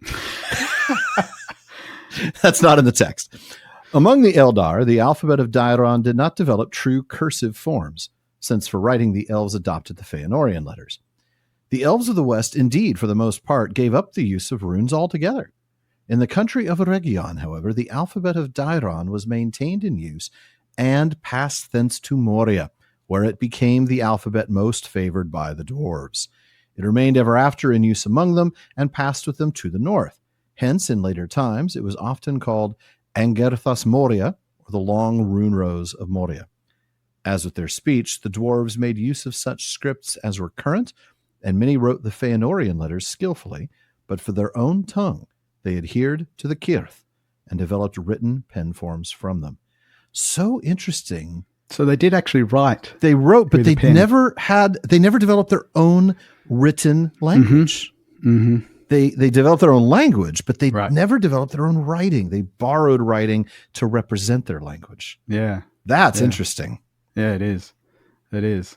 So we're told here that the first stage Balerian kith split into two, right? The older, simpler forms are what spread to men, dwarves.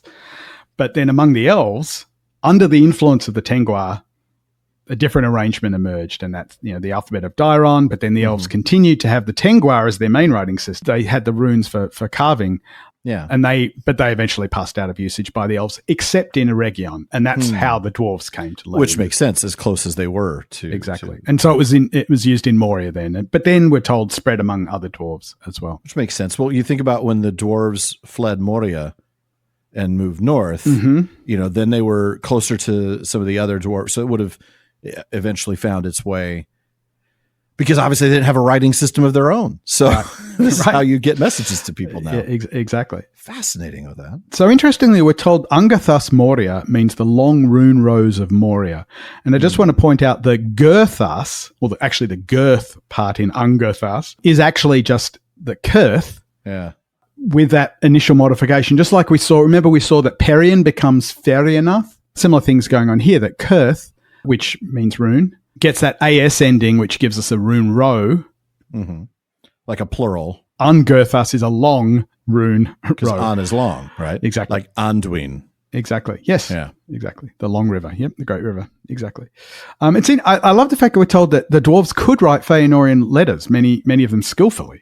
Mm-hmm. Well, we know that when we get to in the text itself, in the story, when they get to the chamber of Mazarbul and they see the book and they see that, he uses the Elvish letters, right? Exactly. Not the runes. Yeah. So in Balin's tomb, we're actually told that they're Dairon's runes. Right. Gandalf says these are Dairon's runes, such as were used of old in Moria, said Gandalf. Here is written in the tongues of men and dwarves. Balin, son of Fundin, lord of Moria. He is dead, as I thought. So we've got the runes, but then a good example in the book itself of dwarves writing in the Fëanorian letters. Mm-hmm. In the book, yep. We're going to get to the specifics of the writing system, starting with those Fëanorian letters, the Tengwar, right after this break.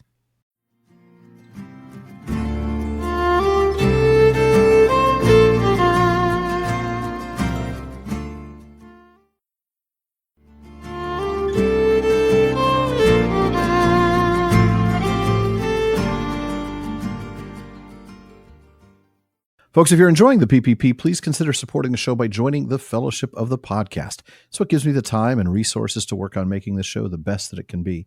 When you join, you become part of an amazing Discord community. You get live episode recordings, hangouts every month. You get episode postscripts, ad-free episodes, free merch, and more. You can also become part of our Questions After Nightfall episodes, or even join us as a guest in the North Wing. So please go to patreon.com/prancingponypod to show your support and join the Fellowship of the Podcast. And of course, you can always help us out by giving us a rating and review on Apple Podcasts and a rating on Spotify. And please recommend us to your friends. Okay, Alan, let's get back to the letters. Starting with the Fëanorian letters. Yeah. Do we have to call them that? Tolkien does. I know. All right. So we get a table of the Tengwar, and this is the part that threw me when I first looked through this. The arrangement is really important. We're told it's the one in which the letters were usually recited by name. He explains. This script was not in origin an alphabet, that is, a haphazard series of letters, each with an independent value of its own, recited in a traditional order that has no reference either to their shapes or to their functions. It was, rather, a system of consonantal signs of similar shapes and style, which could be adapted at choice or convenience to represent the consonants of languages observed or devised by the Eldar. None of the letters had in itself a fixed value, but certain relations between them were gradually recognized. And there is a footnote to the line about the fact that a normal alphabet has no reference either to their shapes or functions. The only relation in our alphabet that would have appeared intelligible to the Eldar is that between P and B. And because I'm speaking to a microphone and trying not to make terrible noises, so I'm talking about the letters that begin the words part and boy. Mm-hmm. So those are the two letters, P and B. And their separation from one another, Tolkien writes, and from F, M, and V would have seemed to them absurd. And exactly. Let's understand what he means by this, James. Yeah. So one of the things that Tolkien does very differently in this writing system, and this is the thing that captivated me as a 12-year-old, is that in most writing systems, there's no systematic relationship between the way that we write the letters and the differences in the sounds they make. And Tolkien, in that footnote, suggests that the only one that would have made sense to the Eldar among our letters is P and B. And what he means by that is, if you think about the shape of the P and B, they're very similar, except the stem of the P goes down and the stem of the B goes up. Yeah. Right. Yeah. But otherwise, they're the same shape. And it turns out that not only do they have that visual correspondence, but they also have a correspondence in the way that they're produced.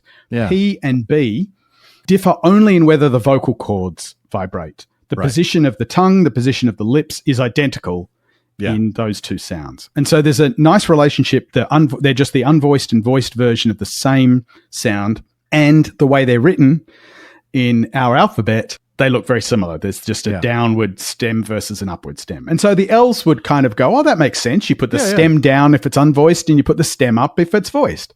The problem is that doesn't work for anything else. And in particular, the reason he brings up the FM and the V is that FM and V all have a similar relationship to P and B. They're sort of in the same family. They're what are referred to as labials because they all involve the lips. But of course, the way we write FM and V is nothing like the way we write P and B. So that relationship that exists between the way that the sounds they represent is not reflected in the way that the letters are written. And that's what would have seemed absurd to the elves.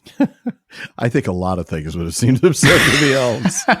I want to point out a couple of other things. One is that in the part you read, Tolkien says that none of the letters had it in itself a fixed value. In other words, Tolkien set up this system where there's a bunch of letters arranged in a grid, and we'll talk about the grid in a moment, that have a relationship to one another, but they don't all have a fixed value because if they're going to be applied to different languages need different sounds. And so the way that the Tengwar is applied to Quenya is going to be different than the way the Tengwar is applied to Sindarin. So this would be the mode thing that you talked about earlier. This is the mode thing, exactly. Okay. So what he's saying is none of the letters had a fixed value. They could be adapted at choice or convenience to represent the consonants of languages observed. But the goal was always, let's try to retain this relationship between the visual form of the letter and the sounds. And the variations of that consonantal sound. So in this case, the P, the B, the F, the M, the V, the labials. Exactly.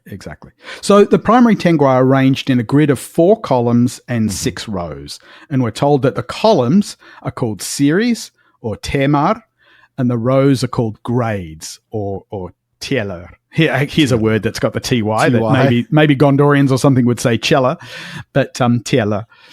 So if you look at the grid, there's a visually consistent relationship between the letter forms in the columns and the rows.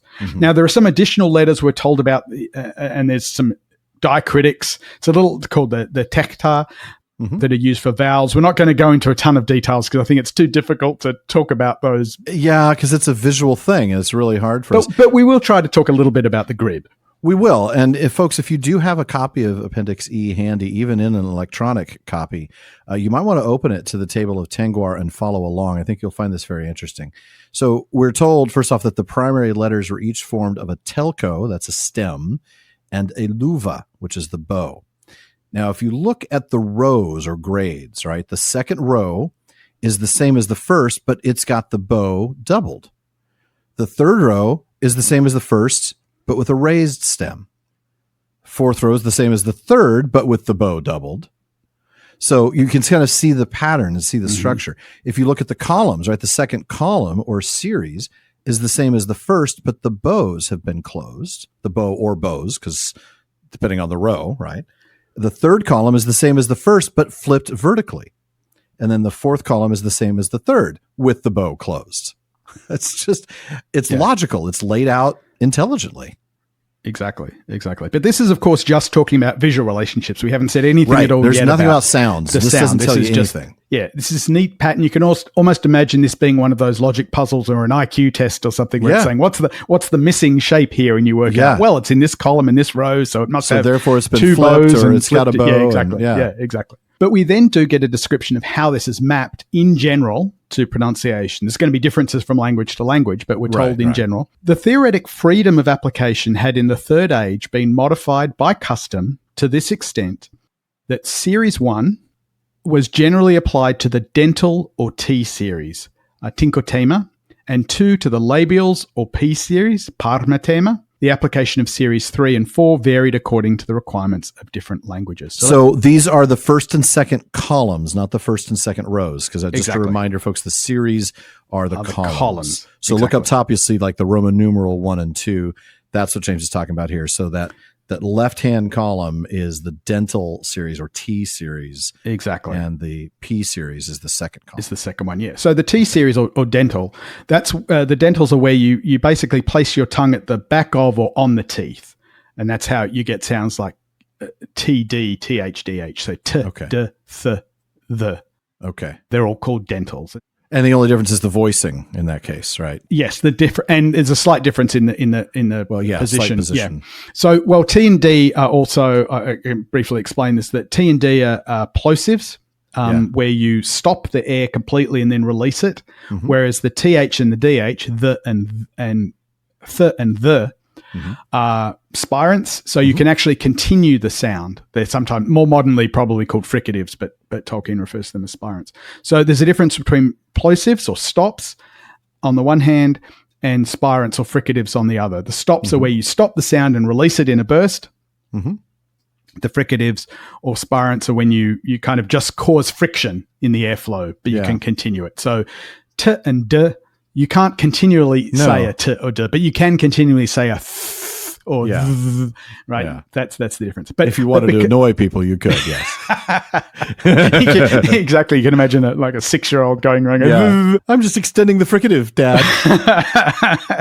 But because this I all got a involves plosive for you, boy. Yeah.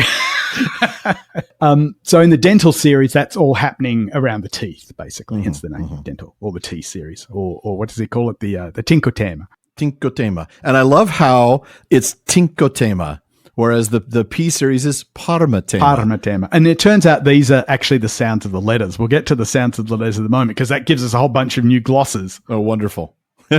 So the second series, the P series, or labials, because they involve the lips, and that's P, B, F, and V. Okay. And again, the difference between P, B, F, and V are voicing and whether you're talking about a plosive or a fricative, a stop or a spirant. So it's exactly the same relationship between TD, TH, and DH on the one hand, and PB, FV. You're just changing the point, what's called the point of articulation from being dental to labial. What happens with Series 3 and Series 4 actually ends up varying depending on the language. Okay. Because different languages have different sounds. I'll just quickly say Westron, because it has a ch and a j and a sh sound, which aren't necessarily needed in the Elvish languages. Westron uses Series 3 for that. Okay. And then uses Series 4 for the K series, the kalamatema. So k, g, k, g. Which again are just the same corresponding sounds as as we saw in the dentals and the labials. They're just made back of the mouth. At the back of the mouth. Exactly. Yeah. Interesting. Little different in Quenya. Series 3 is used for that K series, not Series 4. And then the Series 4 is used for this interesting combination of a K and a W. It's a combination of being in the back of the mouth, which referred to as the velar, and labial. So qu, gu, hu, and ru. Where you put the W in front of it. That gets a whole series. So that's the series. We've already kind of touched on the rows, right? The first row are the voiceless stops. Right. T-p-k. The doubling of the bow indicates the addition of voice. So again, completely systematic. If you know how to write it unvoiced, the voiced version, you just double the bow. Yeah.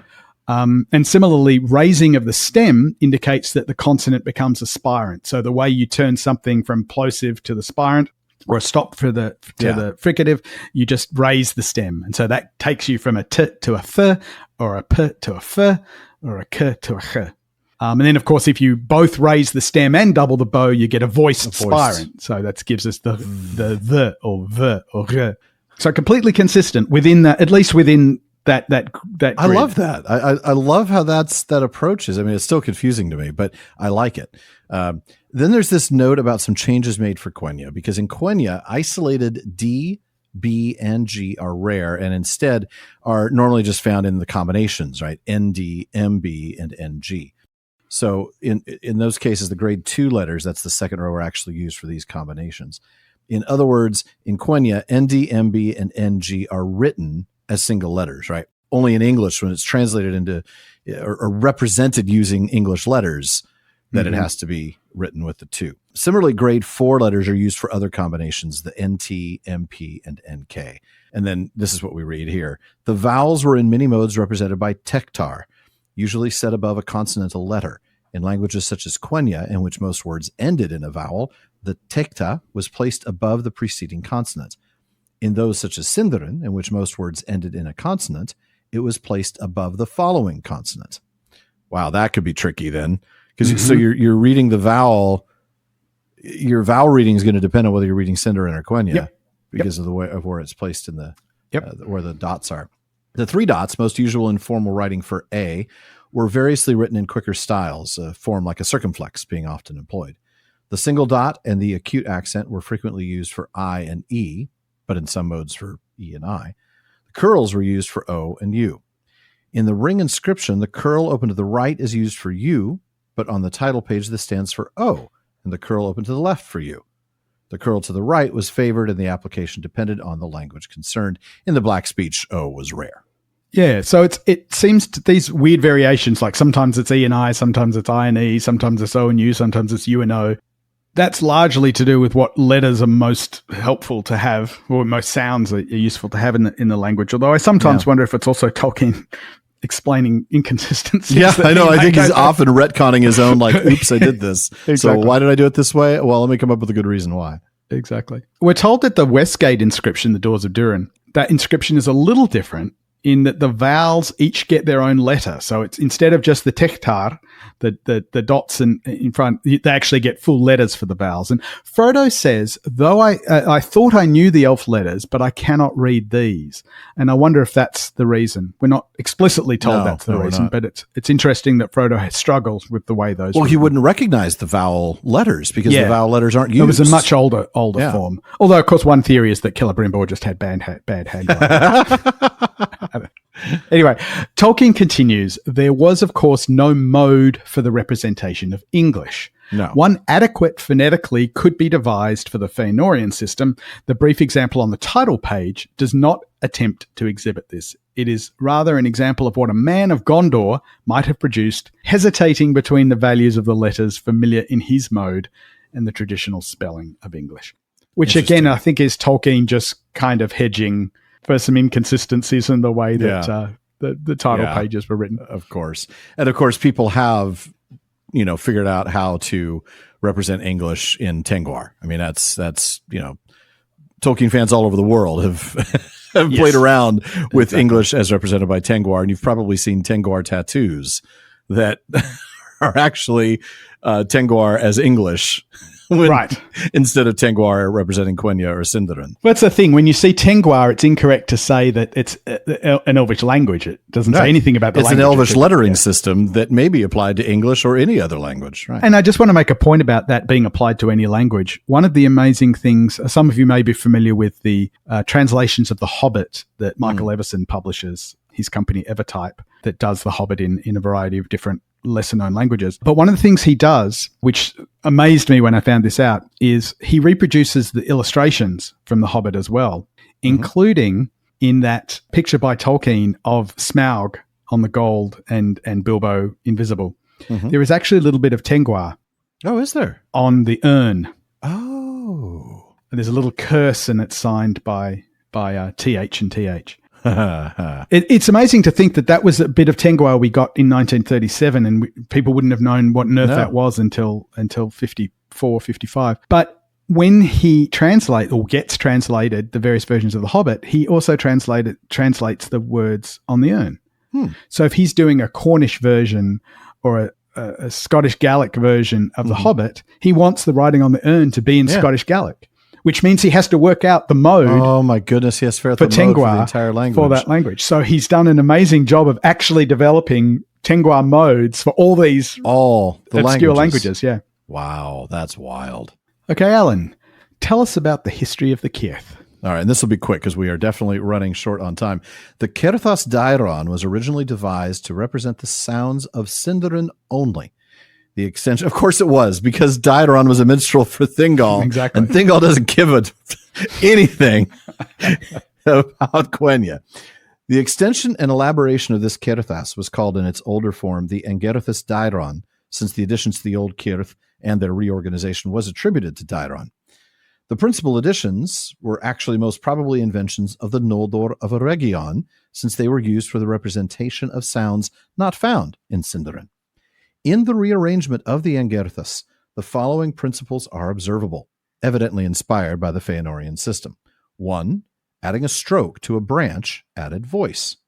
2. Reversing the Cirith indicated opening to a spirant. And 3. Placing the branch on both sides of the stem added voice and nasality. So again, we're seeing that systematicity. Exactly. Yeah. If you know how to make one sound, you can make them all and represent them by these characters. Yeah. So if you look at the table of values in the appendix, there are often multiple pronunciations given. And Tolkien explains, in the table of values, those on the left are, when separated by the dash, the values of the older Angerthas. Those on the right are the values of the Dwarvish Angerthas Moria. The Dwarves of Moria, as can be seen, introduced a number of unsystematic changes in value, as well as new Cirith. This Angerthas Moria is represented in the tomb inscription. The Dwarves of Erebor used a further modification of this system, known as the Mode of Erebor, and exemplified in the Book of Marzabul. All right. That was fascinating. And if you all thought that I expected we'd spend 2 hours talking about writing and spelling, you were wrong, but it was absolutely fantastic. Fortunately, all of the questions in Bartleman's bag are in simple Westron, but only because he throws away letters he can't read. James, what does Bartleman have for us tonight? Well, we have a wonderfully relevant question that we were able to find that fits in quite nicely. Julie from Vermont asks, what do you think are some of the most mispronounced words in Tolkien? And I want to emphasize... Maedhros. Yeah, that's definitely one of the ones I want to mention. So I want to emphasize, though, that even Tolkien himself isn't always consistent in his pronunciation in the recordings that we have. Especially the more difficult ones. So yeah. I don't want people to either beat themselves up about it or, worse still, attack others for their pronunciation. Yeah, I was going to say, please don't beat me up, please. So I've got a couple here that come to mind. They're either ones that I've misheard or ones that I struggle with myself. Even today during this recording, I've realized I get certain things wrong. I still, yeah. I mean, I think the most obvious one that I think we both get right, but some people that have not ever looked at Appendix E or maybe have never heard anyone say the words is just the whole C for K. Oh, that's true. Yeah, I hear a lot of Celebrimbor and other, yeah. Mm-hmm. Yeah. Some of the more subtle ones, we get things like, which we talked about, Caradhras, with that DH being the. Yep. And then, of course, the AE, so Maiglin. Yeah. Instead of Maeglin. Yeah. And the combination of the two, Maedhros, right? So Maedhros. Oh, yeah, that one's... so maybe somebody gets the voice that goes Maedhros. I've also heard Maedhros. Right. It's very rare, and I get a smile on my face when somebody says Maedhros. Yeah, exactly. But then we start to get into a few that it took me a while to get used to because they really fly in the face of the way that they do the English works.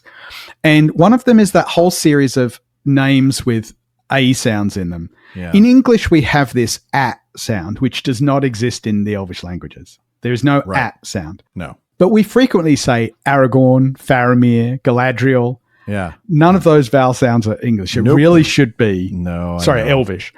It really should be Aragorn, Faramir, Galadriel.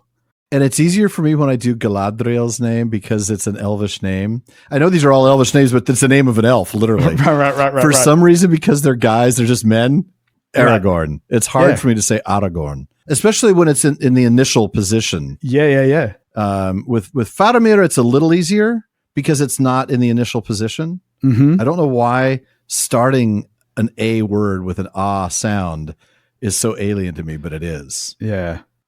Should be Aragorn, but it's not. It's Aragorn. Aragorn, yeah. The other whole type of mistake that I often make, and it's just, again, one of those things that is difficult for English speakers. There's a tendency in English, if you have an unstressed vowel, to just reduce it to what's called a schwa, just an sound. And so, I mean, if you just say Aragorn or Faramir or Galadriel, right? If you listen to the Faramir, that second vowel, I'm just saying as an Oh, like an yeah. Right. And that's not the way it should be said. No. We need to be very deliberate and careful about each vowel. Faramir. And one word that I frequently do this and have to really concentrate is something like Silmarillion. Oh my goodness, yeah. So in Silmarillion, I'm just saying right? Silmarillion. If you listen to Christopher say it, he very clearly always says Silmarillion. Silmarillion. And you've got each vowel being independently pronounced. And even that's not quite right, because we're told, of course, that the I is actually an E sound, not an I sound. So it should be Silmarillion. Yes. Wow, that's hard. It is difficult. And again, it just comes down to the fact that that's not the way English works. And so when we come across a word and we just pronounce it the way that our mouths have been my brain is pre-programmed to run that one, One other one that I want to bring up that comes to mind is Círdan. And that's another, and there's a whole set of these cases where IR really needs to be pronounced as Ir, not Right. It's not Círdan. It's not Círdan or Círdan, right? The A is another one of those ones. So it's Círdan, not Círdan. And also it's kind of hard to trill the R when it's followed by a D. Right. I don't know why that is. Like, I just want to, it's so weird for me to Círdan, but it is. It's Círdan. Yeah. And then we get to the one that really tripped me up for so long, and that's stress. Because when you're just reading a word quickly, you just follow the normal stress rules of English. It's Teleri. Exactly. So Teleri, Nargothrond, Eressëa. Yeah. But they're all wrong. Especially because the marks in Eressëa make me think it's not. Exactly. So it's obviously Teleri. Yep.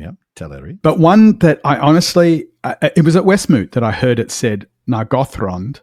And I thought, you know what? That's actually the correct stress. I've always said Nargothrond. Yeah, I had too. But really, because of the THR, now the TH is not itself enough, because remember the TH is actually just one consonant sound, right? You're right.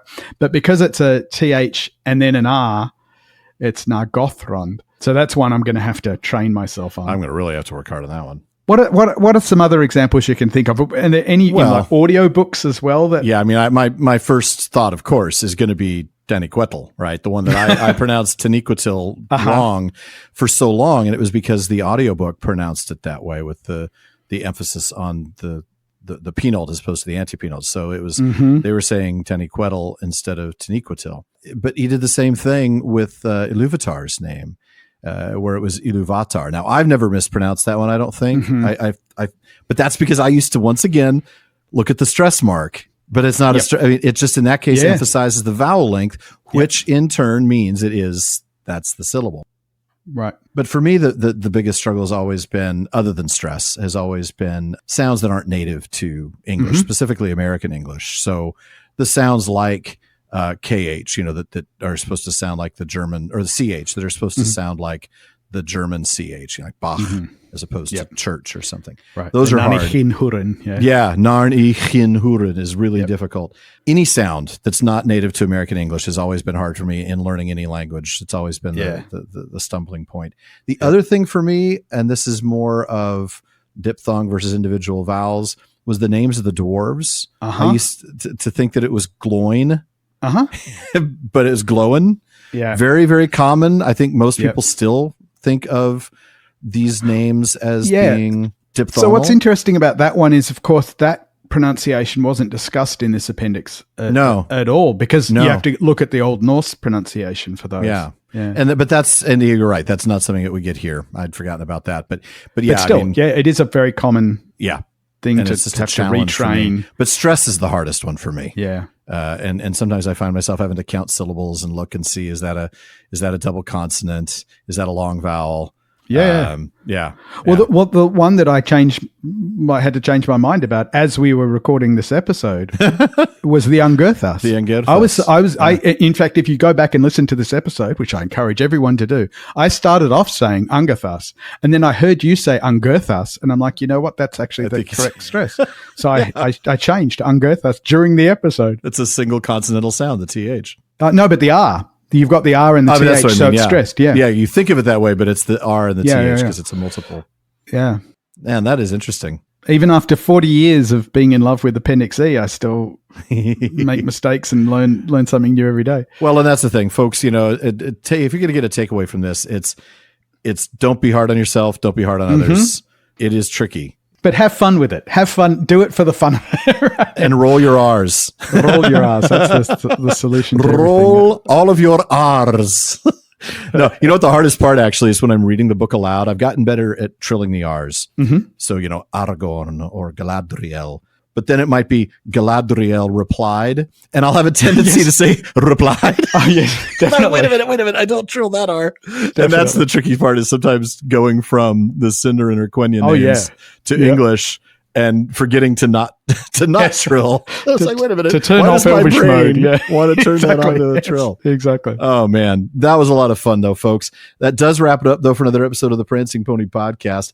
Now, we are taking next week off for the Independence Day holiday, but join us again in 2 weeks as we begin our 2-part exploration of Appendix F, starting with the section on languages. As if we haven't had enough of the languages already. This will be great, though, because next time we're going to be talking a lot more about the translation, the relationship between the languages. Well, that'll be the time after the second of those, right? The first one is true. Yeah. So the 2-part exploration will be the languages. So we'll get to talk about like the really unique languages and things, talk about some of the ones that just don't get a lot of exploration in the text. And then 2 weeks after that, we'll talk about translation. You're right. In 2 weeks' time, we'll talk about the translation issues. Oh, and that's where we get into things like, Old English representing Rohirric, and why we even have Gothic names representing the names of the Aotheod and things like that. What Frodo's real name is. And all that kind of stuff. Oh, yes. Exactly. Good stuff. Alan and I want to thank the members of Team PPP, Editor Jordan Rennells, Barleyman Becca Davis, Social Media Manager Casey Hilsey, Event and Patreon Community Coordinator Katie McKenna, graphic artist Megan Collins, and website guru Phil Dean. And please take a minute to check out the prancingponypodcast.com. That's where you'll find show notes, outtakes, Prancing Pony Ponderings, and our online storefront where you can get PPP merch featuring all the great episode artwork that Megan's been doing for the show since the start of Season 7. You'll also want to visit our library page. The Prancing Pony Podcast is, after all, a podcast about the books. So if you're interested in a book we've mentioned on the show, you'll find a link for it in our library. We do get a small amount of compensation when you make your purchase, and we thank you for that. Indeed, we do. We also want to thank our patrons at the Kierdance contribution tier.